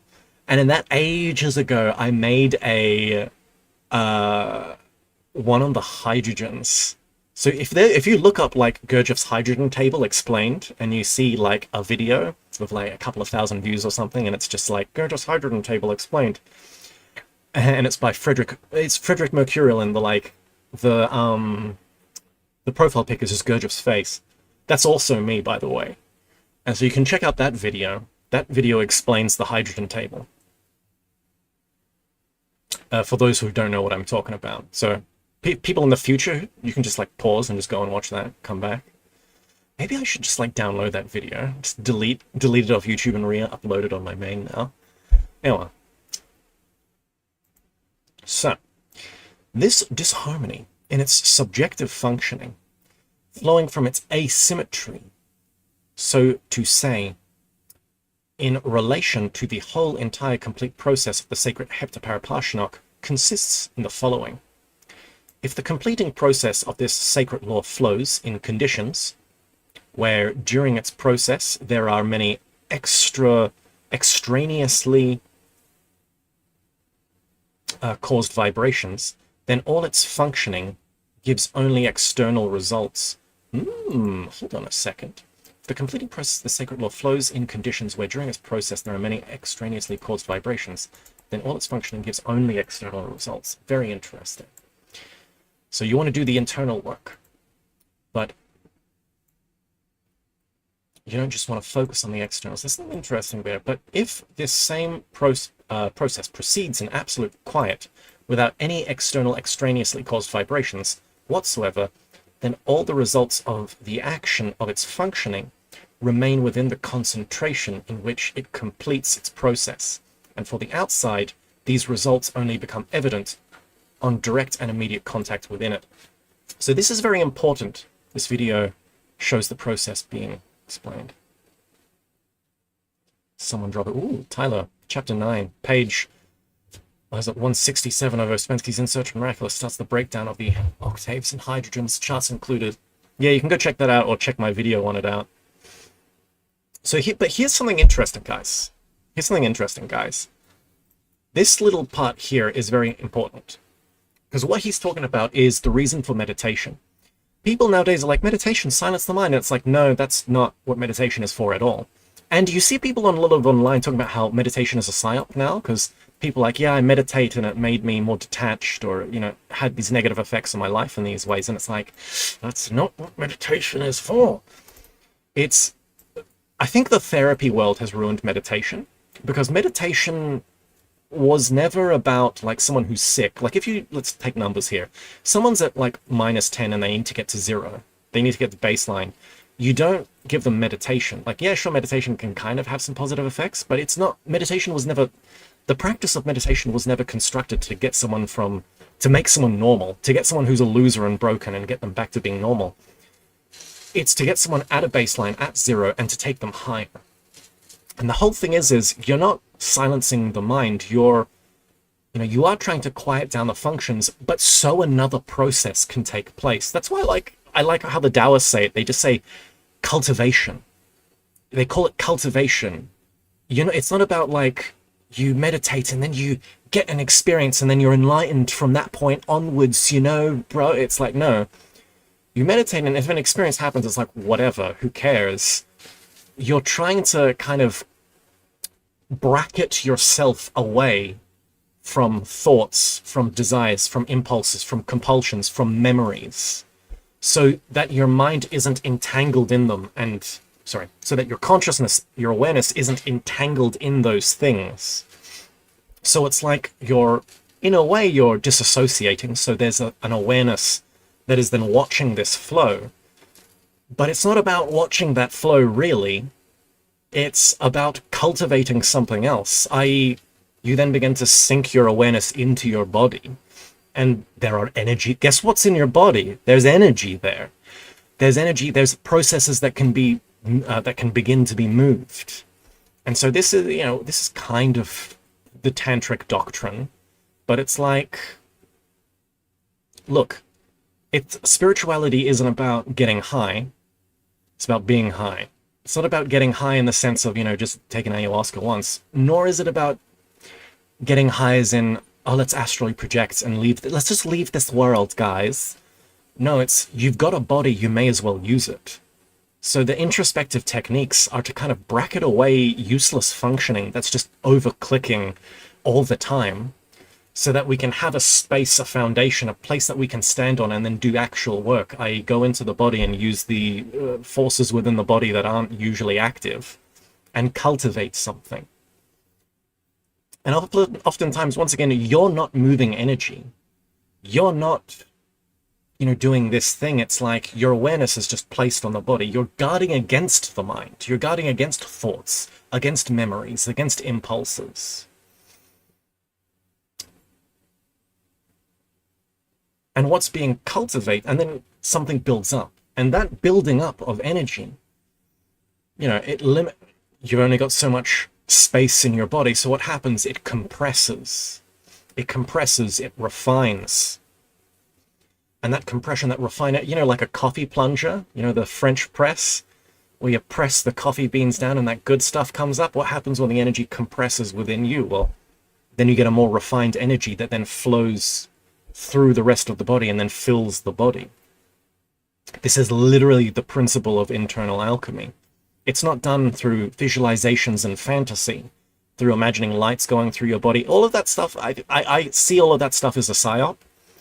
You're not visualizing anything. Visualizations happen because of other causes in your body that have begun because you've applied the practice of awareness properly in your body.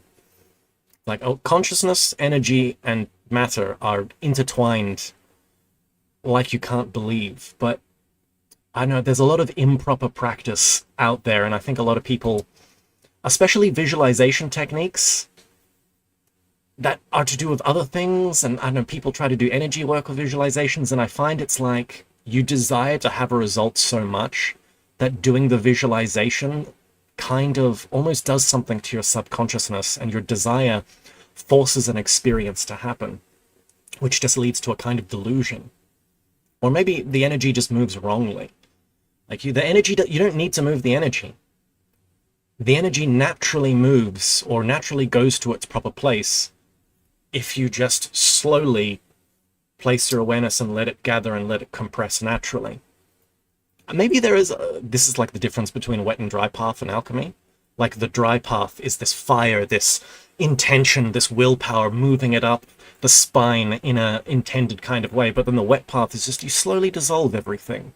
You know, the wet path is you put a substance in the water and it slowly dissolves and then coagulates over time and crystallizes, whereas dry path is boil it, use your will, you know, push it up there. Whereas like, no, it's just, you know, that's dangerous, guys. You don't know, you know, just slowly, let's dissolve it a little bit, compress it, and then the energy naturally goes to where it needs to be. What are you doing? What are you doing? You said you focus your attention on the solar plexus / heart chakra? Depends what tradition. So some traditions will be solar plexus, heart chakra, and they awaken the heart. Some traditions will be you awaken the sex force, the viril. Some traditions will be, you know, focus on the dantian. I find places that focus on the head just do it wrong. You focus on the body first, and it's like you awaken here, and then that awakening then comes up. And there are no practices here. Here there's stuff going on, but it's very subtle. Whereas here it's like gross, and you know, you can feel the things happening there, and that's more tactile. You can do work there. Whether it be mechanically working with more primal forces or working with the heart forces, the esoteric mystical Christianity, things like that. But I'm more of my tendency is I don't like to just refine the mind for the sake of the mind, like, you know, just practicing jhanas to just sit in a jhana, or practice samadhi to just sit in maha samadhi for the rest of your life, and then if you die in maha samadhi, there's a chance you'll go to the absolute maybe. I think it's more like you refine yourself through another technique, through working with energies, in a sense, the path of power to gain powers, but it's not the powers that are important. It's like you refine energy, and in refining energy, you have to focus your attention. You have to, you know, not lose yourself and become entangled. And so in that sense, it's like you are refining the mind, you are awakening consciousness, you're refining your attention, your awareness, via working with energies within your body. At Tyler, sorry, I misremembered the name. It's Formscapes, Esoteric Metaphysics of Music. God, damn.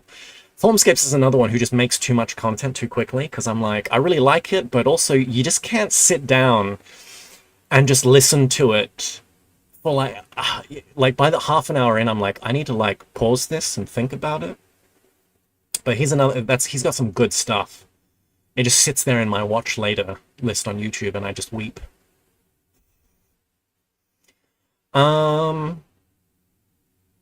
Anyway, stop distracting me, guys. Jesus.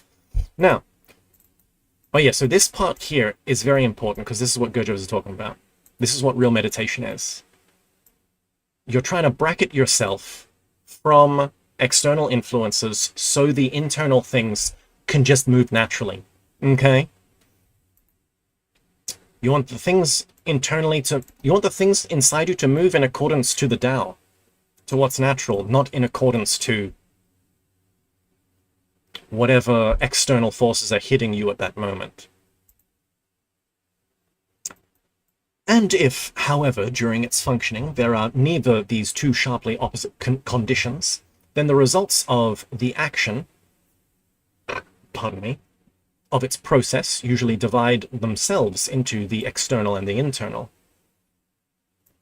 Thus, from that time, the process of actualization began to proceed in the greatest, as well as in the smallest, cosmic concentrations, with these stopindas of its primordial sacred law of heptaparaparshinok, changed in this way in their subjective actions.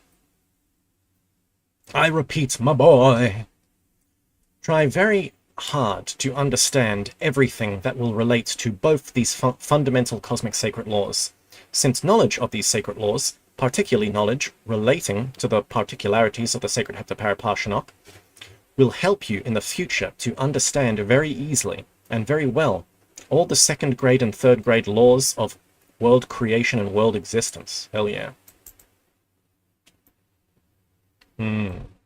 Likewise, in an all-round awareness of everything concerning these sacred laws also conduces, in general, to this, that three-brained beings, irrespective of the form of their exterior coating, by becoming capable in the presence of all cosmic factors, not depending on them and arising about them, both the personally favorable as well as the unfavorable, of pondering on the sense of existence, acquire data for the elucidation and reconciliation in themselves of that, what is called individual collision, which often arises in general in three-brained beings, from the contradiction between the concrete results flowing from the process of all the cosmic laws and results predisposed and even quite surely expected by their what is called sane logic,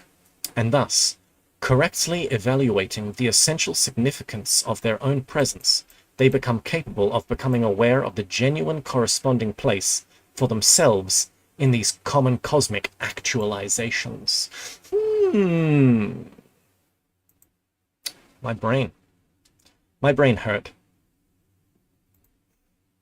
In short, the transmutation in themselves of an all-round understanding of the functioning of both these fundamental sacred laws conduces to this, that in the common presences of three-brained beings, data are crystallized for the engendering that divine property which it is indispensable for every normal three-brained being to have, and which exists under the name of Simon Niranus. Simon Niranus. We need the semen of our sovereign endlessness to enter us. We need that money shot, baby, from the absolute. If we really want, we need that divine property, that money shot from the absolute, to crystallize within us. Of this, your favorites have also an approximate representation, and they call it impartiality. Okay, we need to become impartial. So that's actually, yeah, that's actually a good one. It's not disassociation. We need impartiality. We need to bracket away everything, but still exist in the world. What is that? To live in the world, to be in the world, to live in the world, but not be of the world? That's impartiality.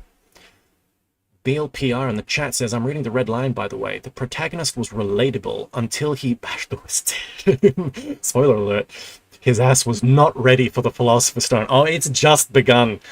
Sweetie, just you hold on. Just you hold on. There's some hot stuff coming.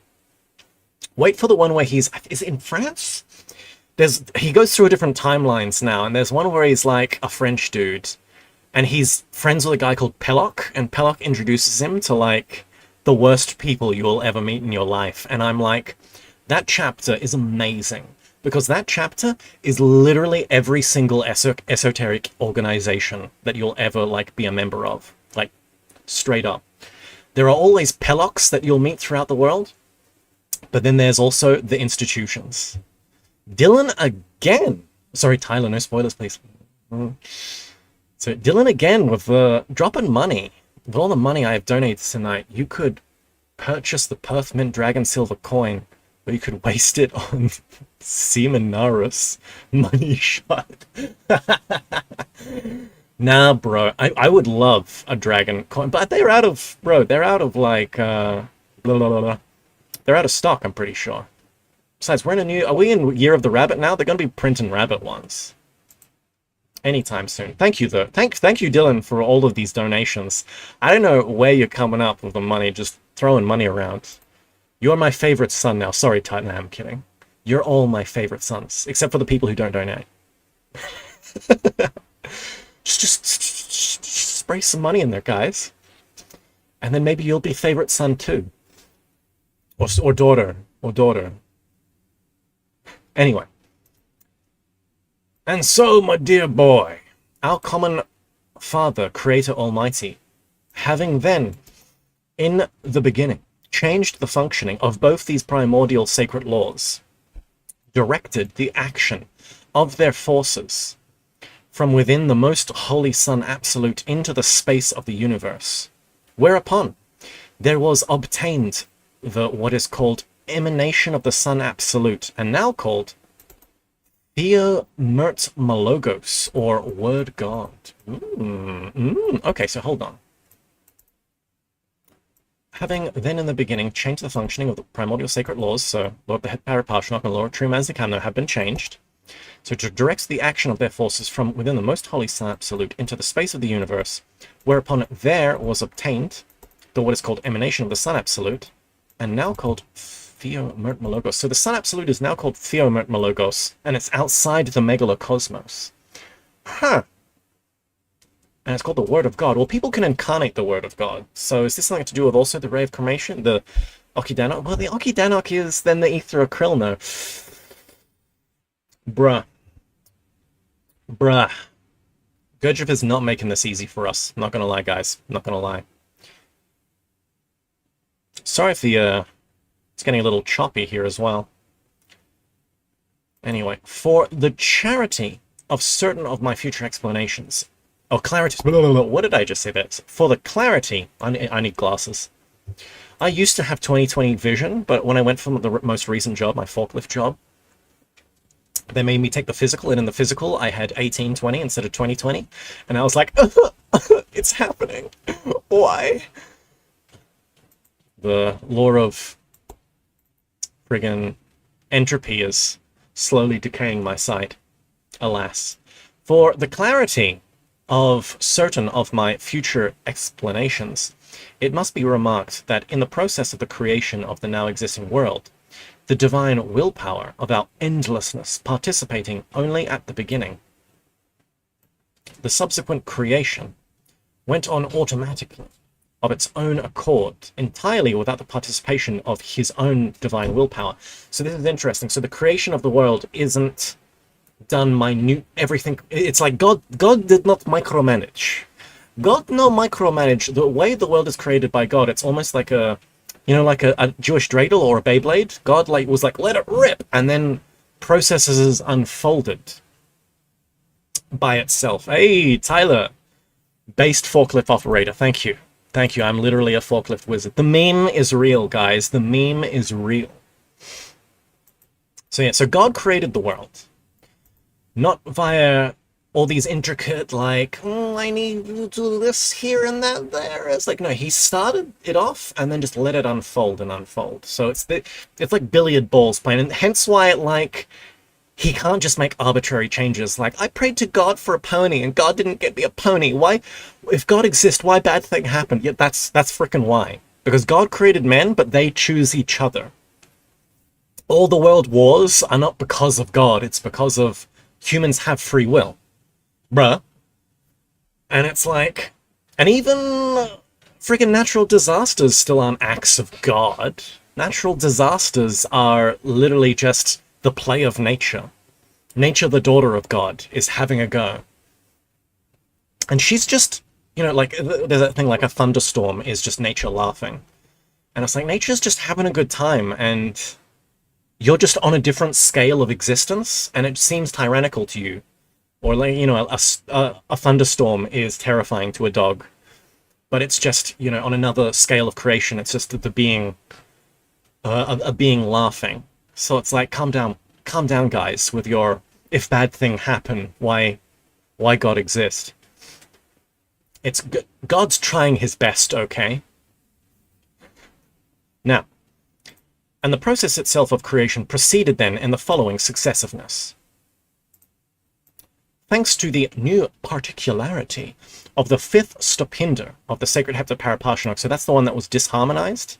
I'm not sure if that's the, so was that between the sol and the, sorry, do, re, mi, fa, sol. So it's, I'm not sure if it's the sol itself, or the between the sol and fa, or the sol and the la, but it's one of those. Between there, there's a disharmony between the sol stopinder and the sol note and one of its stopinders.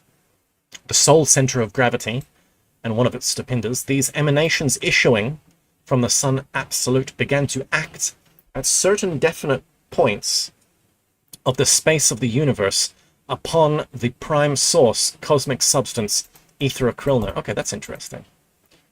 So thanks to the new particularity of the fifth stopinder, these emanations issuing from the sun absolute began to act at definite points of the space of the universe upon the prime source.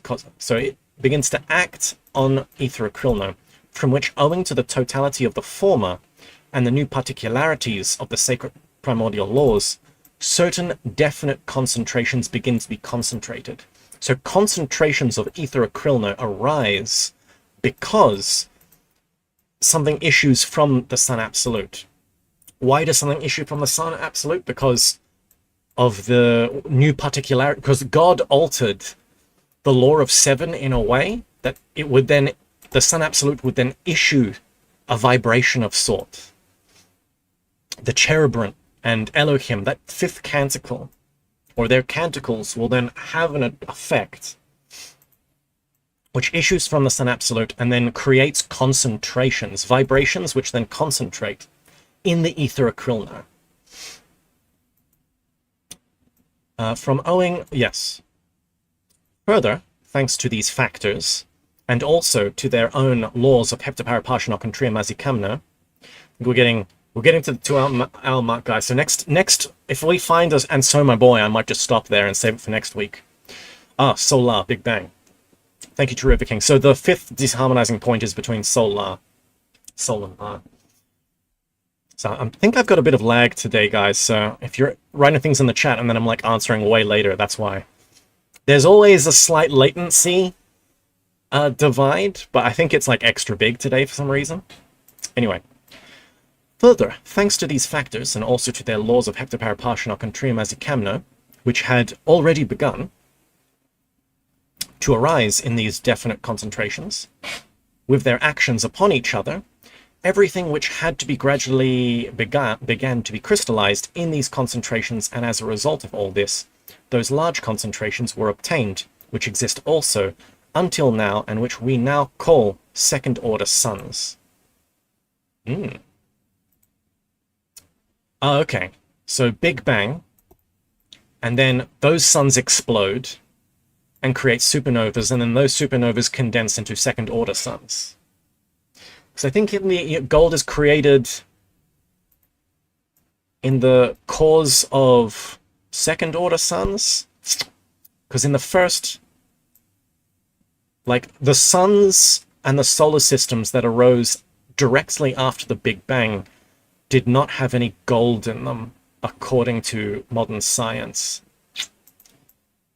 So it seems like Gurdjieff is using like he's going real astrophysics here, and he's actually using this a proper term. Really cutting edge for a guy who like died in like 1950, 1949. So like, how did he know all this? Was that common knowledge then in astrophysics?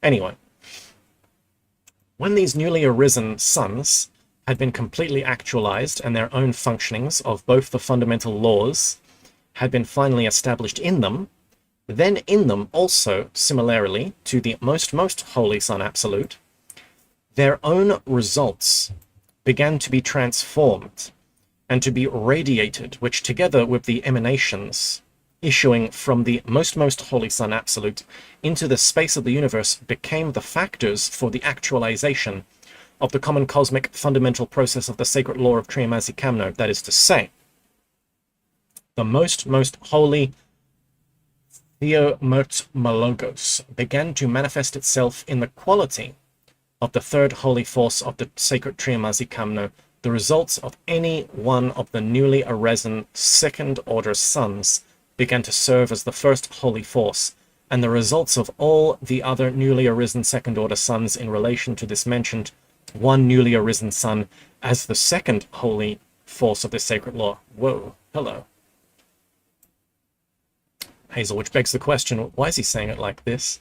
He's saying it like this because he's trolling us, and he's forcing us to concentrate and uncover other hidden things. Because if we read something and we think we understand it, if we think we understand it, then we read over it.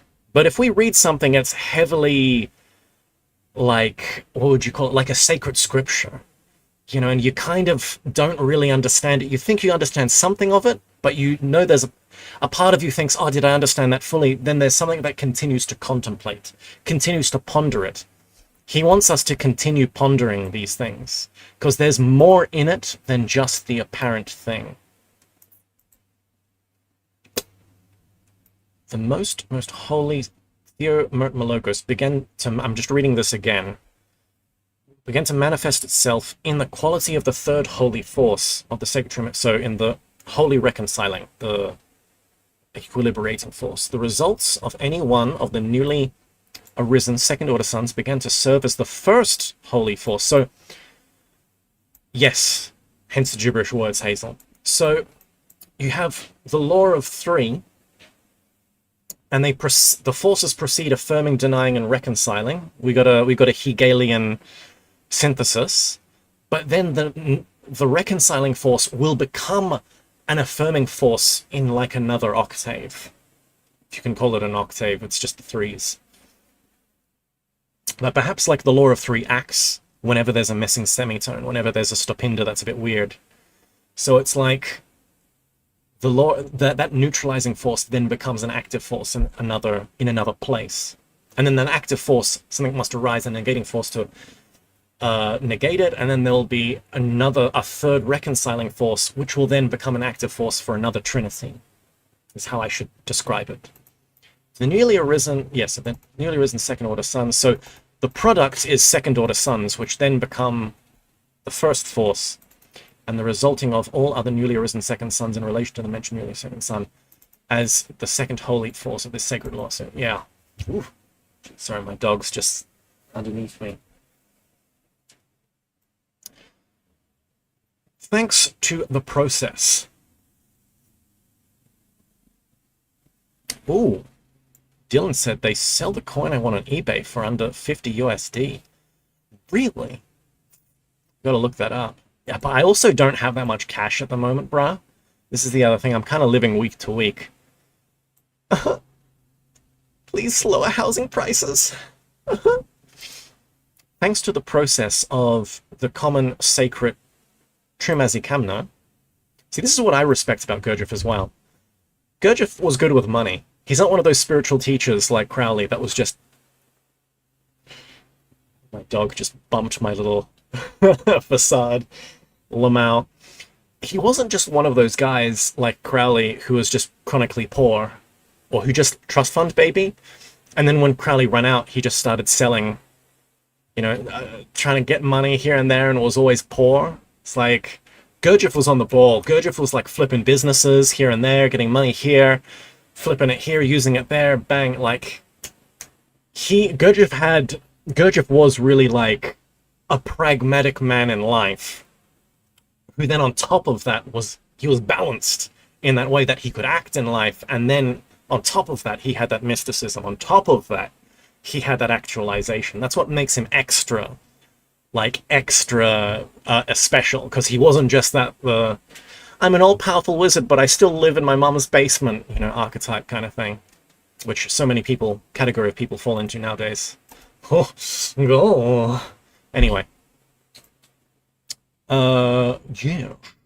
Thus, established in the space of the universe, crystallizations of different what is called density gradually begin to be formed around each of the second-order suns, out of the same source, Aethera Krillno, and grouping themselves around these newly arisen suns, new concentrations begin to take form, as a result of which more new suns were obtained, but this time third-order suns. So now we have third-order suns. Is gold in third-order suns or second-order suns?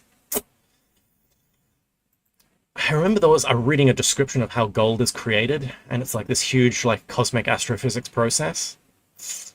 Anyway, these third-order concentrations are just those cosmic concentrations, which are present time as called planets.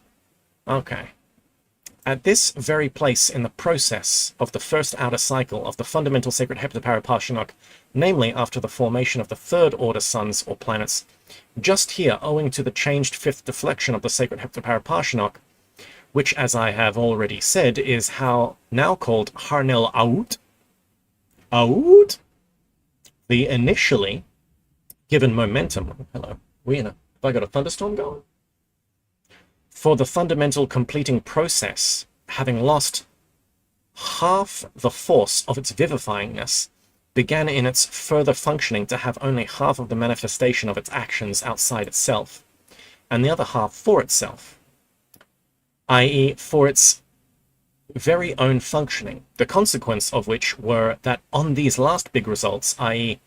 on these said third-order suns or planets, there began to arise what are called similarities to the already arisen. And after this, surrounding conditions of actualizations were everywhere established corresponding to the manifestation of the second particularity of the fifth stopinta, of the fundamental sacred heptaparaparshinok. Therefore, from then on, the actualization of the fundamental outer cycle of the sacred heptaparaparshinok ceased, and all the action of its functioning entered forever into the results already manifested by it, and in them there began to proceed its inherent permanent process of transformation called evolution and involution. This kind of makes me want to read Blavatsky just to see how much, because concepts of evolution and involution and some of this stuff about Aethera Krillno, suns being condensed out of it. I know Gurdjieff didn't like her, but it makes me really want to read The Secret Doctrine. And then, thanks to this time, to a second-grade cosmic lore, which is called Litzvrutsi. Bro, I think I pronounced that pretty well. Chat, I think I got that in one. I surprised myself just then, because I looked at that and I'm like, Litz, and then you have an S with a V and an R. Like, what is this? This is 5 consonants, no vowels. You got 2 I's there. Like, what the hell is that? Litzvrutsi. Vrutz. It makes a really interesting sound. Vrutz. Almost like you're imitating an engine, like an electrical engine or something. Litzvrutsi. Like, because I didn't do that on purpose. That's just how that word manifested in me. Really weird. Huh. Anyway, or the aggregation of the homogeneous. So that's an interesting word. And then thanks to this second-grade cosmic law, which is called... So this is a second-grade cosmic law. The primary ones are the law of 3 and the law of 7, but this one is a secondary one. Litzvrutsi. Thank you, Ghoul. Or the aggregation of the homogeneous. And now I keep getting mixed up with the term homogeneous. Just let me... Homogeneous is just one thing, it's all the same, right? Homogeneity. Of all the same alike, yeah. So everything like attracts like. The aggregation of the homogeneous is like attracts like. Oh, hello. Jesus Christ, Dylan! Dropping more. Here is more. I am Plutarch. I scrap copper, lead. Copper, lead, tin, steel. I dig trenches. I change the water heater. Trade stocks, apply yourself. Based. Based, Dylan. Thank you. Scrap copper. Lead, tin, and steel. All the good metals. So you basically get scrap metal and dig trenches for a living. You also are a water heater repairman, and you trade stocks. Yeah, I got to get into stocks. I need someone to help me. Chat, advise me. Advise me on how to get into stock trading. But the problem with like stocks and stuff is you need money to get money. So at first I just need to get some... I need to get a little bit of cash and be able to save it from week to week. At the moment I'm living like paycheck to paycheck. Oh god, it's like raining heavy outside. Hardcore. If it gets a little the line gets a little interrupted, that's why. So like attracts like. Aggregation of the homogeneous, things that are the same aggregate together. They begin to be grouped on the planets themselves from the mentioned relatively independent new formations named similarities to the already arisen, yet other also relatively independent formations. Thanks just to those processes of evolution and involution inherent in the sacred Heptaparaparshnok, there also begin to be crystallized and decrystallized in the presences of all the greatest and smallest cosmic concentrations, all kinds of definite cosmic substances with their own inherent subjective properties, and which objective science call active elements. Pardon me. But I'm just looking back at chat at Dylan like, thank you again, man. Jesus Christ. And all the results of evolution and involution, of these active elements actualizing the trogo-auto-egocratic principle of existence, of everything existing in the universe by means of reciprocal feeding and maintaining each other's existence, produce the said common cosmic process. Irani, sorry, it's got a break in it, so it's also tripping me. Umangi.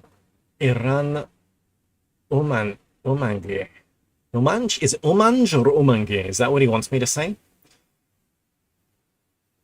Umangi, or as I have already said, what objective science calls common cosmic exchange of substances. I think, isn't that what a husband does with their wife? Just exchange substances? And so, my boy, okay. And so, my boy, we're 2 hours in and we found an Ansoma boy. So we are stopping here. Manji, as in eat. Okay. Thank you, True River King. But we are stopping here, everyone. We are stopping here. So 2 hours in, we'll come back next week to finish it off. This is a very important chapter, as you can see. We got a huge dump on like what Gurdjieff's cosmology really is, and like where he's working from. So from cosmology, you gain this theory, and from this theory, we will begin to gain praxis and practice on what to do and who we are, where we are in the ray of creation, and where we're going. So Francis, thank you so much for initiating this reading group. I had not known my thirst for this before. You brought it to my device. I will reward you when the time comes. Thank you, fine. I will accept your reward when the time comes. Thank you, chat. Thank you, everyone in the chat. Thank you, Ghoul. Thank you, Tyler. Thank you, True River King, and everyone else. Thank you, Dylan. Really MVPing with all the donations today. Thank you so much for everybody. And I'm going to go off and I'm going to have some lunch. I mean, what? I'm not going to have lunch? What? You can't triangulate my whereabouts by what time it is? Oh, what? Anyway, see you guys next week. We'll finish off the most important chapter in this book. Ciao.